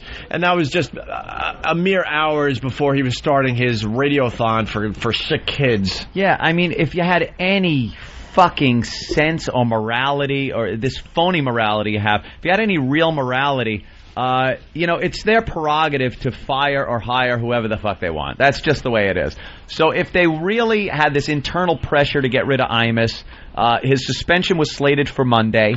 He was supposed to be on suspension. Why not wait until Monday and then announce, hey, we've decided even after his suspension we're not taking him back, and let him use your airwaves.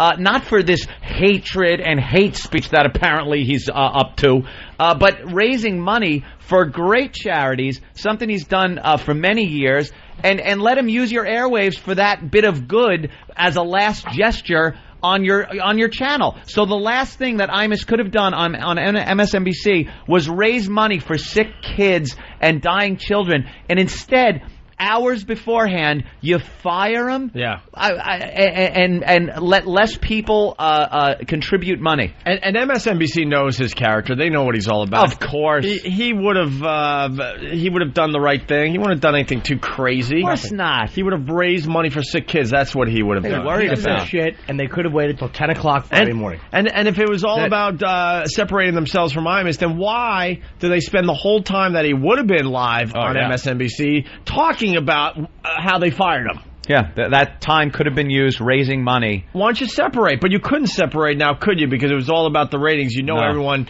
is talking about Imus, and it's really hot. So, of course, you couldn't help yourselves, and you made sure you did nothing but Imus coverage all morning long because people were tuning in to see. A disgrace. They're fucking losers. Disgrace. So the phone number is right on the pad data, 877-877-6464. Tell them Opie and Anthony sent you. Asking our listeners to really, come to the table on this one and help out.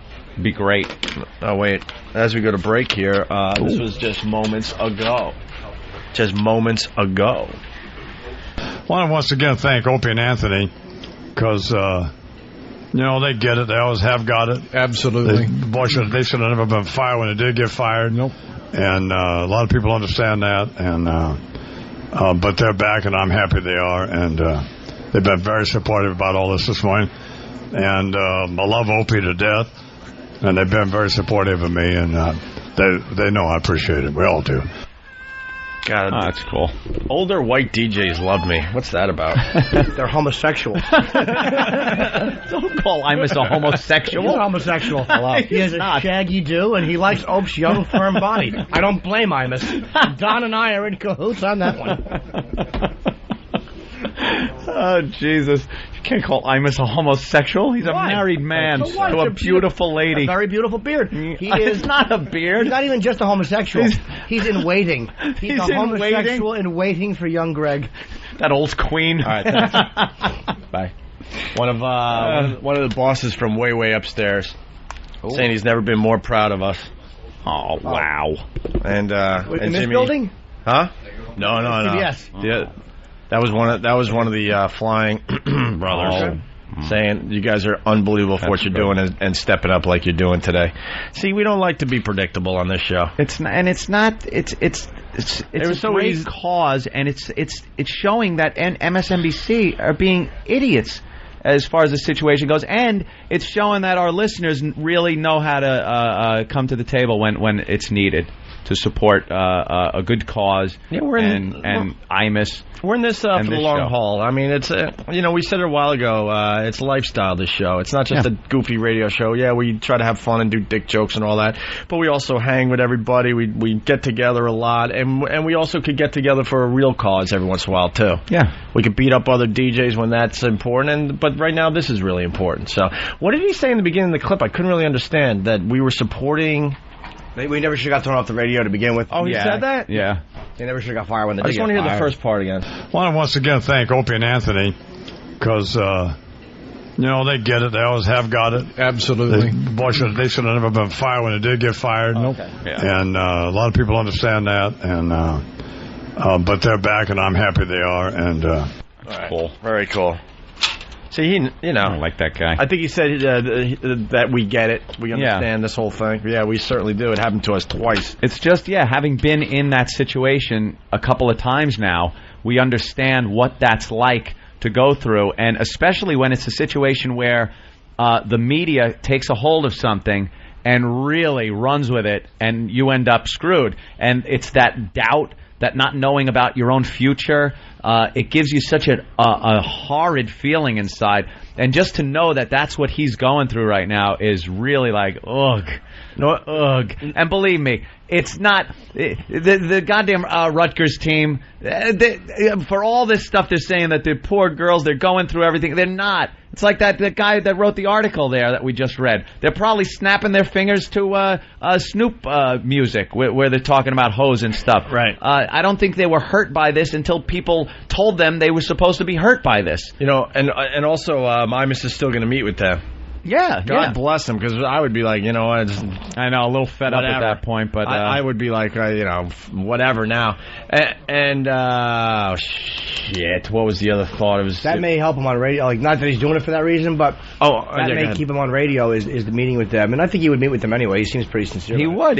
That's one thing too. We could detect phonies a mile away. Believe me, and this really looks sincere on Imus's part, and I would definitely say that this is he's absolutely sorry for what he said, and not just to save a job. And the guy's not. And it comes from a reliable source. Imus walking around, the hallways of where he broadcasts from. Yeah, he's been heard saying a couple times, "Man, I don't want to go out this way." No. He's at the end of his career. He knows that. Although I think he just re-upped with CBS. I'll be on the radio till he's 150. But he's like, man, is he 150? I don't want to go out this way. I think he's going to start fighting back. You watch. Yeah. You watch. I mean, unfortunately, I hope CBS does the right thing. I don't really have much confidence in that. I don't know. They might, man. There's the douche. I hope so. Steve Kappas, NBC News president. Yeah, look at That's his lip. hysterical. You pointed at your TV. Yeah. At the same time, I was looking at mine, and it was Joel Hollander. Right when you said, "There's the douche." I'm like, "What the hell are you?"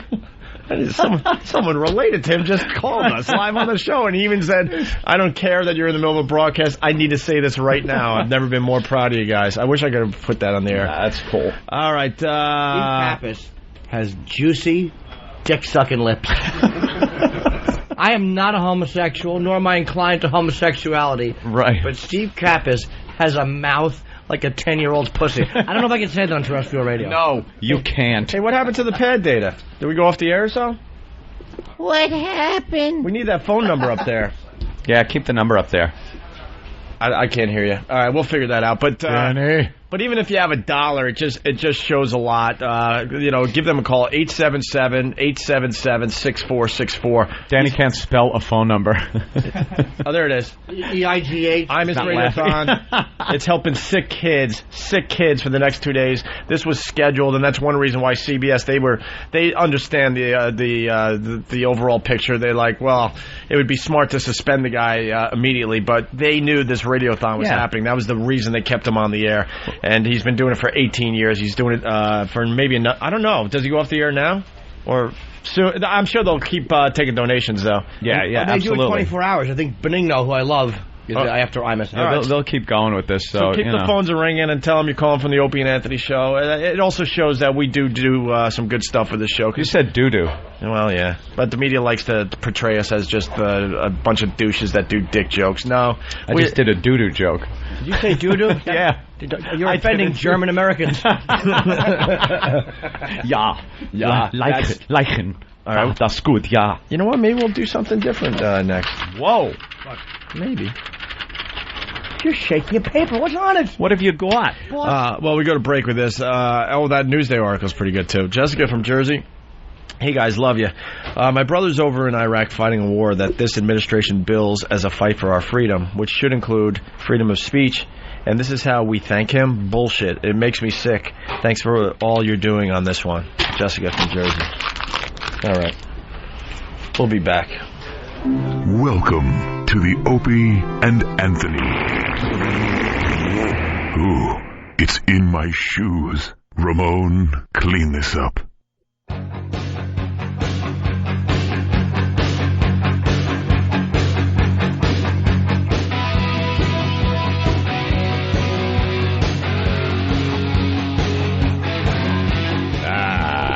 It's the Opie and Anthony show.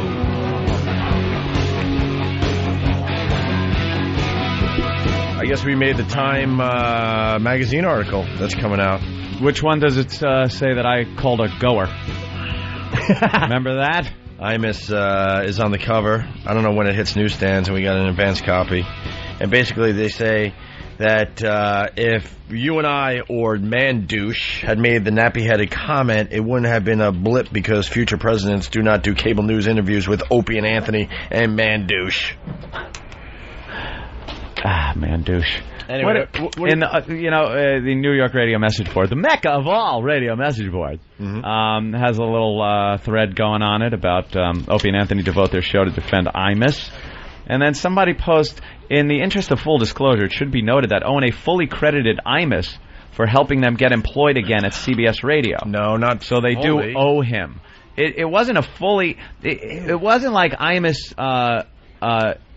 was involved in any negotiation to get us back. He said he would love to have us back, and if he mentioned things to higher ups, that's great. That's one thing. But in the end, it all came down to the bigwigs wanting to hire us. They needed us. They needed us, absolutely. They needed us after Roth. I mean, come on, who else were they getting? We're the last desperate move, for Christ's sake. But then he points out that it was nice, though, that they're encouraging their listeners to donate. Yeah, okay. I'm sure that thread will grow into a Opie and Anthony suck dick thread. Well, they always end up that way. Message boards are wonderful. What do you want to do? What do you want to do? What do you want to do? What's your take on it, Frank, the radio critic? I want to pet. He likes. Oh, Frank likes us. I know, but he's bashing Imus now. He's Is he really? He's so typical of like what everyone is saying, what guilt-ridden white people are saying. It's like out of a textbook of guilty white people, what he's saying about Imus, that he should be fired, that this is horrible, what we've done to these poor African-American athletes, and, it's just the same riot act read over and over again. What do I want to do? I want to pet Mikey the chimp on his little head. Where is Mikey? Looks like maybe we're starting for early next week. We're going to try to get him in. They contacted me. You worked with little Mikey? I did, and he loved me. They said he bonded with me faster than anybody. He grabbed me by the hand and he ran me around. And they had to actually ask me to leave the area when he was doing stuff with other people. Because he was distracted with little Jimmy? Yeah, he wouldn't stop playing with me. He would always come over to me. How old's Mikey now? I don't know. He's probably 30 and he's got a cigar. Big white beard. Yeah, he likes to fuck people and he just remembered me. No, he was he's in diapers as he prepared. Nothing cuter than a little chimp in diapers. Yeah, it's like a little retarded kid that you walk around with. But you put him on your foot, he sits on your foot and you bounce your foot up and down. That's giving him a little ride and that means he likes you. And then he grabbed me with his little monkey hands and ran me in circles. I saw a Discovery Channel thing the other day, though, that was frightening, and they just talked about how these chimpanzees are running wild and what they do out in the wild to each other, and what happens when humans get in the way. And they showed that guy that was giving Mo, his chimp Mo, who was staying at this refuge, a birthday cake. And remember that guy? He got his fingers ripped off, and they went into detail and actually showed the guy's face. it ripped his face off. Yeah. The chimp ripped his nose and cheek and everything. Like you would peel an orange. Yeah. And ripped his hands off and his fingers on another hand. It bit him, right? And then, it was just tearing him apart. And then went for the testicles, because apparently they go for the testicles, rip them off, and then get them as far away from the person or a chimp that they're attacking as possible. It's like some kind of you're not going to mate, I'm taking away your bloodline is pretty much it. So, creepy. This guy, is he like any better now, or is he still a mess? Oh, he's a fucking mess. Any better? How are you better after a chimp rips your balls off and eats your face? Good point. Well, then again, Horrible. it's all up from there. It's all, you've reached bottom when that happens. Yeah. But Mikey is supposed to come in? Yeah, I want Mikey, and they contacted me, and they use him for movies and stuff. I've never because I think they're adorable, and I've never actually been able to pet a little chimp. I held him. I was carrying him. Yeah. He was sitting on my lap for a scene, but he was such a bad boy. He was so poorly behaved. Was he? At one point, he just ran around. They had to go chase him for 20 minutes. All rambunctious, like a little kid. Yeah, then he laid with me for a while, and he started crawling up on my feet. Fuck him. No, he wouldn't. He had a diaper. I fingered his little duty butt. That's the little duty butt. When they change him, it's the funniest thing. They have to change him and wipe his ass. So they stand him up, and he puts his chimp foot against the wall, and they pull his diaper off. It's so fucking... Hold his bottle, drinking, like, all right, go ahead, clean it. Clean my ass. Oh, that's funny. It's like being an old person. Jimmy, you're getting laughs out there. You're getting quiet laughs, though. Oh, they're a little shy with their laughs today. Oh, by the way, this just in, I'm going to be butt rubbing with Imus. Oh, yeah, stealing Jimmy's bit. Yeah, but I figure it's worth it. Let's do some butt rubbing. And me and the I-Man will be rubbing naked butts. Me and my boy, my son. You gotta send him a Father's Day card and stuff. How the fuck did that happen? That'd be cool. I went to a dumb book signing and I can't get rid of them now. Was there a long line of people? I waited online. I just waited. I was the last person online. I said, you know what? I'm just going to wait this out. I'm not going to go to the front of the line. Of all the good times, bad times we had, I just want to tell you, I love you, Dad. Thank you, Opie. Send him a little Father's Day card. You guys can sit there looking at Cats in the Cradle. All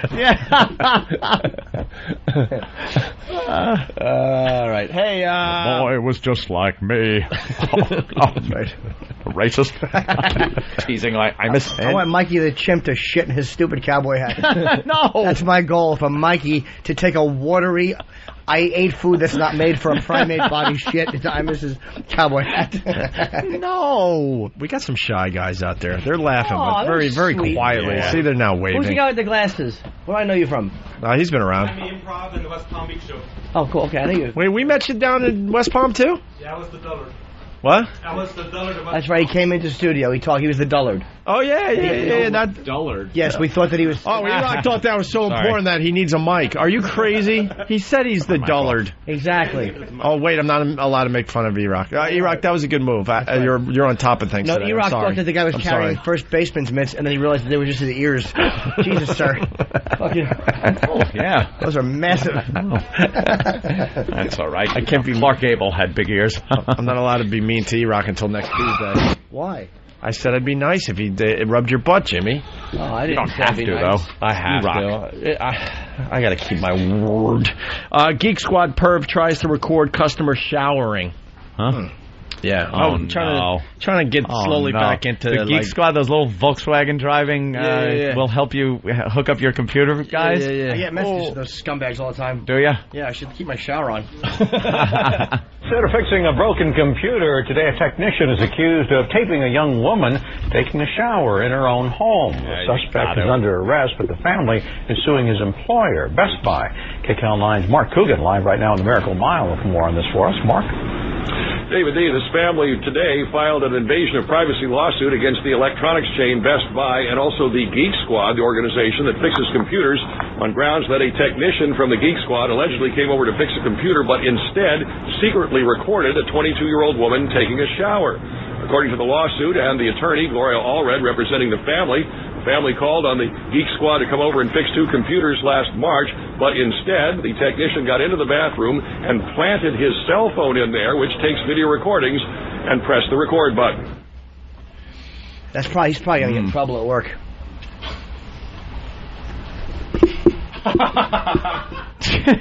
Yeah, he could. Sorry, that's very funny. I was reading, and then I realized what you said. It's very funny. I'm gonna get in trouble at work. How'd they catch him? You know, though, you walk into a house, there's some hot girl, and she's going to take a shower. When you got a service guy over the house? Yeah. That's insanity. It really is. Because the guy that's got the switch. We talk about the switch. The perv switch. The perv switch. Some people can control it. You just look and go, that's a hot chick. She's in the shower right now. And then you use your mental imagery and fantasy to maybe use it later on while you crank one out. But this guy was like, she's in the shower. I got to record the naked broad. I'm off which camera? It's going to pal talk. What is he doing? He's going to boom mic over the shower. Geek Squad Felon 01. His camera over the top of a shower curtain. Well, you want to hear from the victim? All steamy. Well, how'd she catch him? What'd she say? Oh, let's find out. I had went into the shower to take my shower, and then when I came out, I noticed it was behind the sink, the phone. And then I looked at it, and it was the little red dot was recording. So Sarah called on her sister Kelly. He's a hack. He's part of the Geek Squad. That's the best you could come up with. Best you could do. Why did he fucking put the red light on? He should have taped over it like I do. Of course, everyone knows that. Called on her sister Kelly, who removed the memory chip from the phone. I was just thinking, if I could take the memory out of the phone, then I wouldn't have to see, my sister on the internet or him making money off my sister in the restroom.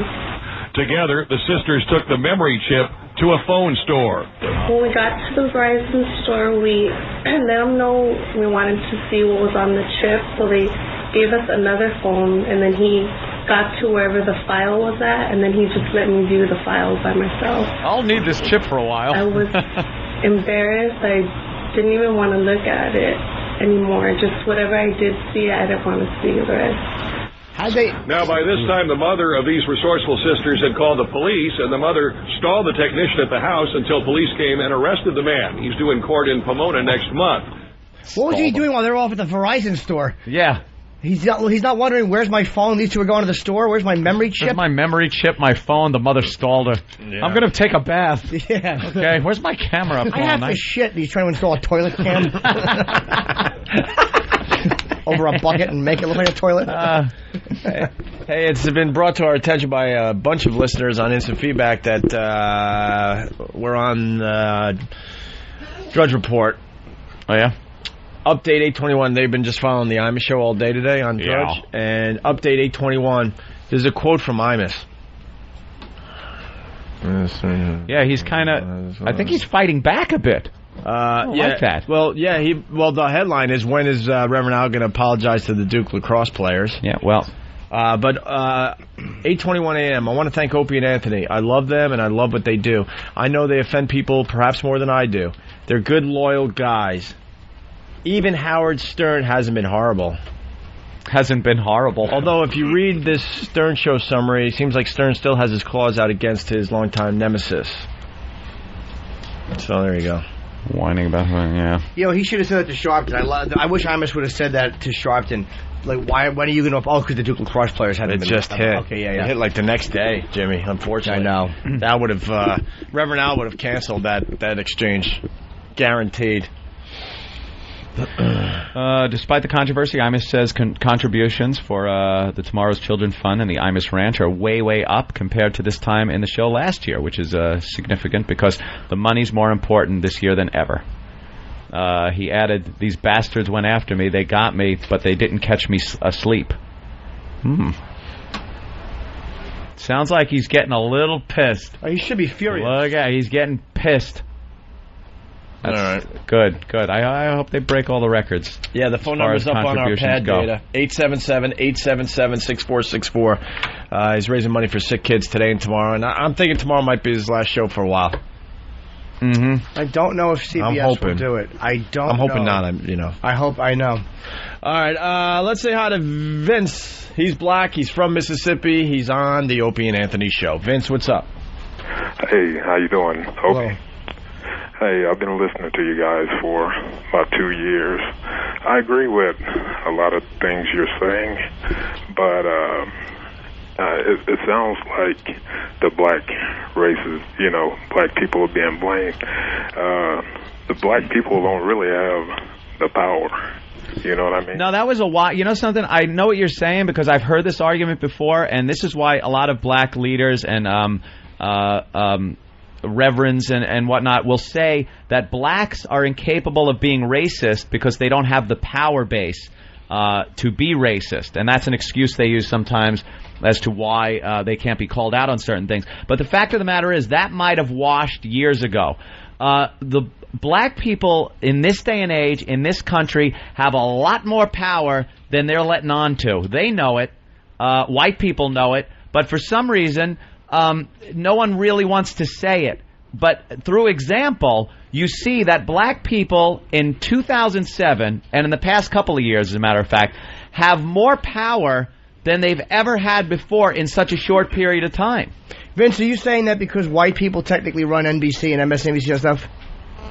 No, I'm just saying, as far as the black race, I'm not talking about, the so-called leaders, which I think they do it for themselves, not for the race. What type of power would the black people find ideal? Like what? And like you said, not the leaders, just the black people. What type of power base do you guys want? Well, see, this is the thing, like this Imus issue. Mm-hmm. If you talk within the black community, a lot of the people don't even know about or don't even care about it. Exactly. It's just a few that's in the spotlight. Whatever agenda that they can put their name out, they will attach to. Right. But as far as the, I'm a black guy. What's important to me is my family. Keeping the bills paid, doing a good job. Yes, see, now this is the majority of black guys. That's what I'm trying to say. It's like this isn't what Reverend Al and Jesse Jackson portray, because a downtrodden, stepped-on black man is what gives them power and a job. The second people start seeing that black people in this country have opportunity, have jobs, have families that they care about, and go to work to support, their gig is over. They need people of their own race to be victimized. And you, my friend, are an enemy for Al Sharpton and Jesse Jackson. They don't like seeing people like you that have a family, responsibility, take care of their bills, their kids, because it puts them out of work. They need victims. Yeah, and the whole division, the whole division thing, it makes it worse. You know what I mean? Yeah. Rather than trying to come together, trying to, you give words power anyway by saying, "Oh, I'm so hurt because of this, because of that." Words are word. I heard what Imus said. I wasn't offended by it. If you're hanging out at a party and a black girl is sitting there and, you're just throwing shit back and forth at each other, and some girl says something and a guy will say, "Shut up, ho," or something, is she going to be so hurt that it's going to affect her for the rest of her life? Or is it just commonplace? No, she's not going to be affected that way. And see, that's what I'm talking about. This thing is media driven and all of this, and Imus loses his job over it. I don't know what the situation was or who was rubbed the wrong way, but those girls, I bet someone, like you say, told them that they should be sad. They should be this, I believe that too. Yeah, that they should be upset and come out with a profound speech that shows how hurt and damaged this makes all of them. It's ridiculous. The words thrown around at parties and in school, I'm sure they've heard it before, and most of the time, like Patrice said, they turn around and go, "Oh, no, you didn't. Did you just call me?" Maybe the guy will get a smack in his face. But as far as being scarred for the rest of your life, just stop with the drama. Yeah. Well, I agree with you there, Vince, as far as that's concerned. Yeah, like I say, love the show. I mean, I'm pretty objective when it comes to... I thought you were going to stop there and say you're pretty. Yeah, well, Jimmy wasn't even paying attention, unfortunately. I'm sorry, I'm reading the Imus article. You said he's pretty objective. I thought he was going to stop at pretty, like Ali. Oh. I'm pretty. Oh, I'm objective? Oh, thank you, Vince. I'm sorry, but I was just reading Imus thing. Yeah, I think the black fans have to get a group together. I was thinking about that. You got the pest out west, you got the regular pest, you got these pests. What walk-in closet can they meet in? Exactly. Or maybe not even a walk-in. Exactly. Hey, Vince, thanks a lot, man. Quartet. Right. Yeah. All right, sir. See, it's nice to have a rational fucking discussion. It really is. And the guy wasn't completely agreeing with us or anything. It's nice to have a nice back and forth. And I really believe... Wow, the phone's just... They've been doing that all morning. I mean, people want to talk about this. We just lost everybody. I can't wait to hear the Wiki phone song on Ron and Fez. Yeah. What's the Wiki phone song? Oh, it's when the phones break. They play a funny little tune that one of the listeners made for him. Good. All right, they pop back. I would love to know how many people called during our show today. Mars, maybe you could do that for us, or whoever's working for Mars today. He made a good point. I really do believe that the women's basketball team were brought into an office and had to be told why this is really bad. They were briefed. And I think they fell just short. I think they really needed one of those women to cry on TV. If they started crying. You got one tear from the coach, but I think they really were going for one of these basketball players to actually just break down and cry. And that would have just... put it over the top. Good night, Johnny. Right there. But they couldn't... they didn't get that. They didn't get that moment. Huh? Did you see in that transcript on Imus? Did you read this before? If you did earlier, where it says, when will Al Sharpton be apologizing to them? Oh, yeah. Talking about that. And then his guest says, I'm unaware of such a press conference. And Imus just went, I'll be darned. I could see the sarcasm there. I'm unaware of such a press conference. Yeah. I don't think that's going to be happening against the Duke Lacrosse players. I think he's going to have to deal with some things now. I like seeing him getting a little spunk back. I like it. And kind of talking on the air about this. Good for him. Let's say hi to Mike in South Carolina. Mike. Hey there, Mike. Hey, guys. How y'all doing? Hey, what's up? Hey, I just called in at the Imus Marathon there, and the person I talked to after I donated the money said that they're ahead of schedule right now with their funding compared to last year, because it seems like every other person calling in is a O&A listener. There you go. That's great, and man. They're very grateful to y'all for putting the pad data up there. And they're busy as hell right now. You know, our listeners are a bunch of scumbags, but I tell you, they sure can come to the table when need be. They'll blow it somehow, but just not. Oh, they will. They'll completely ruin this, I'm sure. Oh, yeah. Well, I mean, y'all allow me to masturbate about every other day, so you got to give back somehow. Yeah. To Jimmy, y'all right? Be careful now. Yeah, of course. All right, of course. Thank you. See, we don't hate every radio show. Coke Logic. Yeah. I'm a be pimpin'. I don't be slippin'. When it comes down to these hoes, I don't love them. We don't cuff them. Man, that's just the way it goes. I pull up in the Phantom. All the ladies think handsome. Jewelry shining. I stay stuntin'. That's why these niggas can't stand them. I'm a chick magnet. And anything fine, I'm bagging it. And if she got a man, I don't care. 10 toes, and I want to be, because I got to have it. Yeah. Hey, that's all right. Coke Logic. Yeah. With another ditty. See, Imus can get away with it like that. Yeah. That was a character. Rapping. It's okay if you use characters. Yeah. Jimmy, what do you got over there? No, I'm just... Who's... I wish Imus had been a little more annoyed when he was on Sharpton's show. Yeah. Because I think Sharpton is so ripe to be picked apart and destroyed. Who's Harold Ford Jr.? Imus said he's been disgraceful in his lack of support. I endured death threats to endorse him. It's unfortunate that he has no courage. Wow. Who's Harold Ford Jr.? Is he a congressman or something? I really don't know. That is great to hear Imus saying stuff like that, though.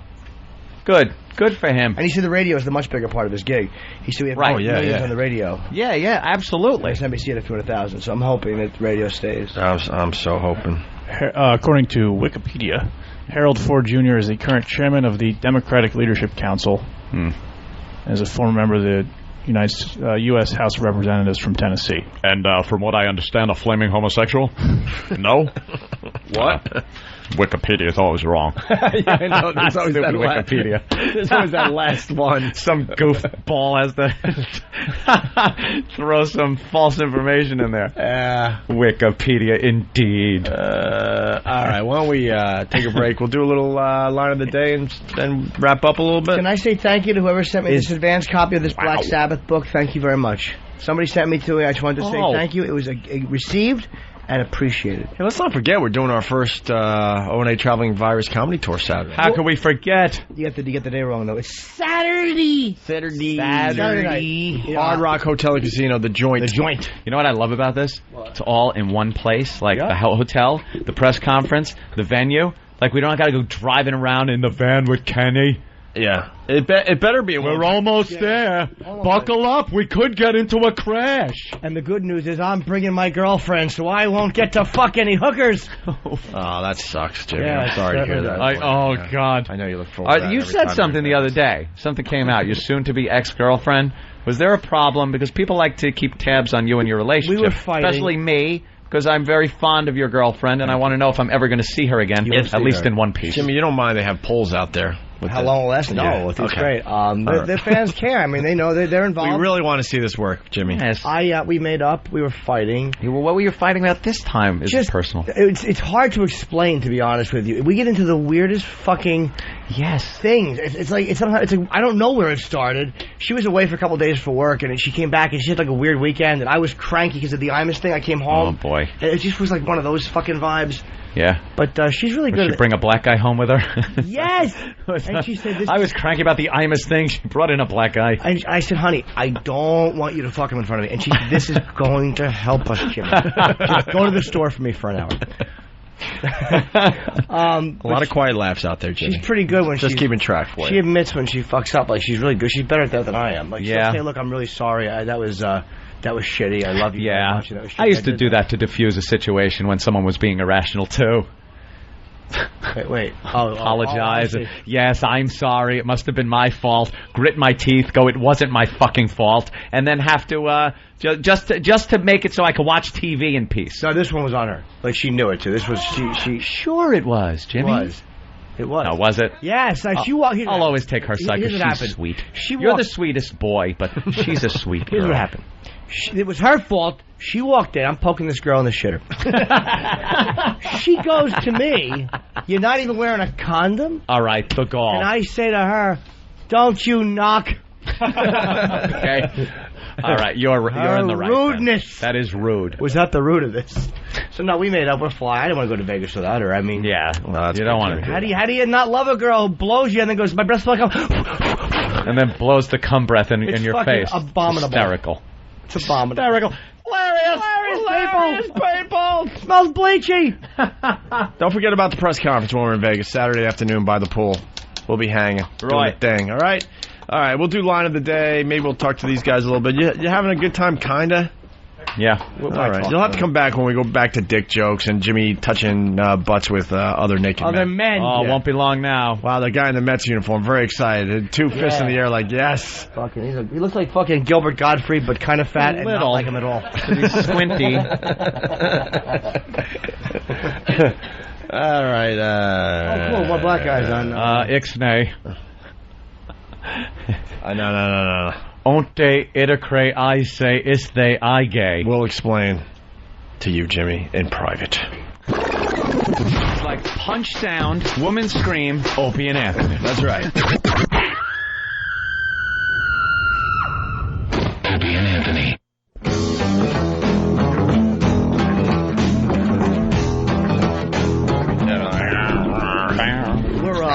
I got to go buy a splitter so me and my girl can watch the same movie on a plane. Oh, that's cute. It's a video I took of a girl slobbering all over my prick, and I want to show my best girl and other people in the cabin. Look what she don't do right.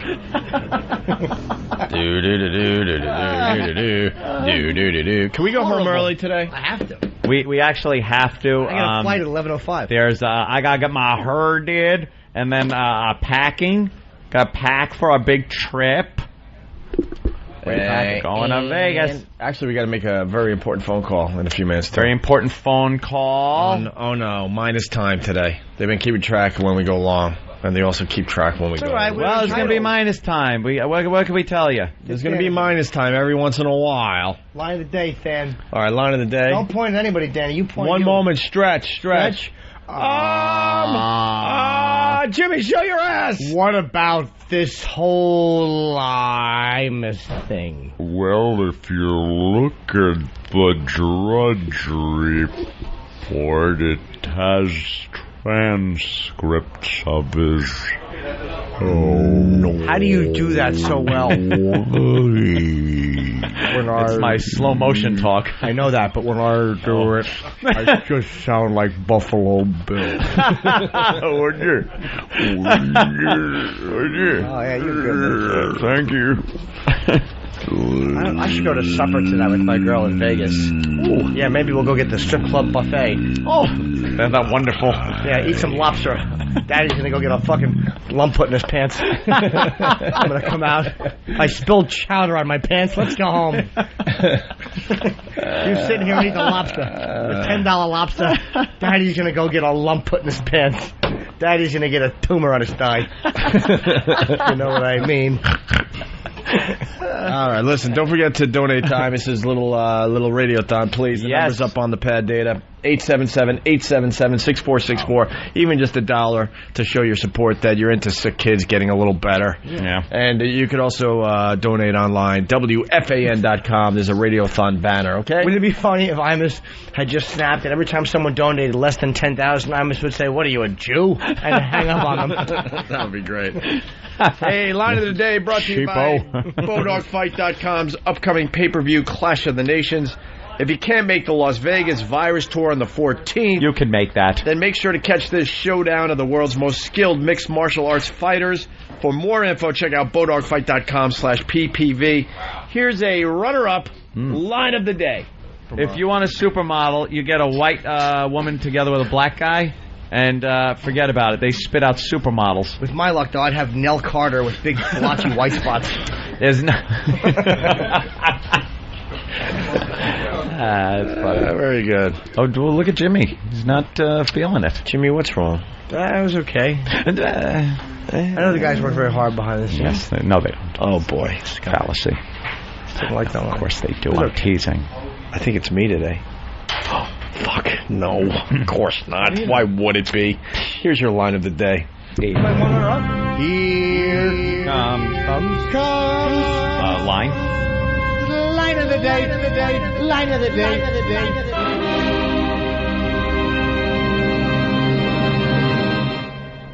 E-Rock's plump. Who does ass remind me? It's almost J-Lo. You give me that fucking delicious J-Lo ass. He's more like Jello. I remember the rule. Sorry. Take a nap. All right, now? Take a nap. Wake up. I remembered the rule of getting line of the day. Just make fun of E-Rock, and you'll be line of the day. You suck. So I was out for a week. That's all you got to do. No, I've been out for over a month and a half. Trust me, I'm keeping track. That's it. All right, let's say hi to Mike in Indiana. Mike, what's going on? Hey, man. Hey, Mike, what do you say, Bill? Paint each other up, me and you. Yeah, you guys are doing great, man. You guys are actually grabbing your balls and making a stand. Grabbing each other's balls, then, Mike. Nobody else is going to do that for them. Thank you. That's right. We're so nobody brave. else will do that shit for them, and it's just, it's sad. The average white guy, we can't pull out our trump cards. You know what I mean? Nah, we got to pull out our credit cards. That's right. And our PBA cards. Exactly. PBA cards. I think I could be wrong. I think it was like last week when you guys said it was me. It's called convenient discrimination or the convenient racism. I said something that. like that. Yes, Jimmy said that. I don't know. That was right. Yeah, I said that. Absolutely. I've blogged about it. Yes. Lying. Well, man, I just think you guys are doing a great job. I like the show. I'm going to continue to listen, and hey, man, have a good one. Thank you. Well, why do you think we're doing a good job, Mike? I don't get your point. Huh? Why do you think we're doing a good job? I don't get your point. Well, the point is... Thank you. Here it comes. Had to happen. Uh-oh. MSNBC just mentioned you. Audio is coming right now. What did they say? What happened? Hopefully our new hires. Oh, no. I want to say we love MSNBC. Oh, my God. What the fuck? What happened? How bad is it? MSNBC is giving us a thumbs up? No. Yeah, it's good. What? Why? We'll be the judges of that. I know. We might have to start liking MSNBC. No, we won't. Watch how we turn. Well, maybe the dirty racist had to go, and maybe they need a new morning show. Maybe piggish Mr. Imus. Imus who? What'd they say? Sammykins, did you give him that? Yeah. Sam.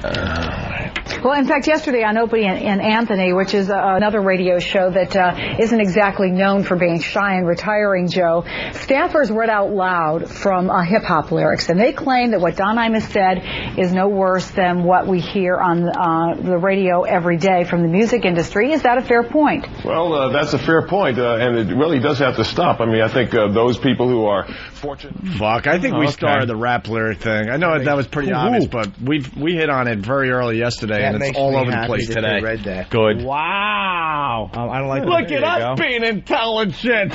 That's got to end. I think it was Immediately. That was nice of her to give us a little bit of credit. Yeah. And it was a fair point. And tomorrow I'm going to read Country and have white people shut down again. Hey, now they decide to laugh. Fuck I know. you. Where were you 6 hours ago? Jesus. Sitting on your hands. That's been a tense day. They were trying to be respectful of the somber mood. And I don't like the fact that they made the half-black gentleman sit alone while all these white people sit behind him. I apologize, sir. Hey, at least they gave him the front seat. Oh, God. That's a good point. In honor of Imus's insensitive remarks. Oh, yeah. We want him front and center today. That's right, so we can watch him. So we can point and laugh and make sure he doesn't steal anything around this place. That guy behind you in the fucking yellow flannel. Fine young man. He's a creep. He's a creep.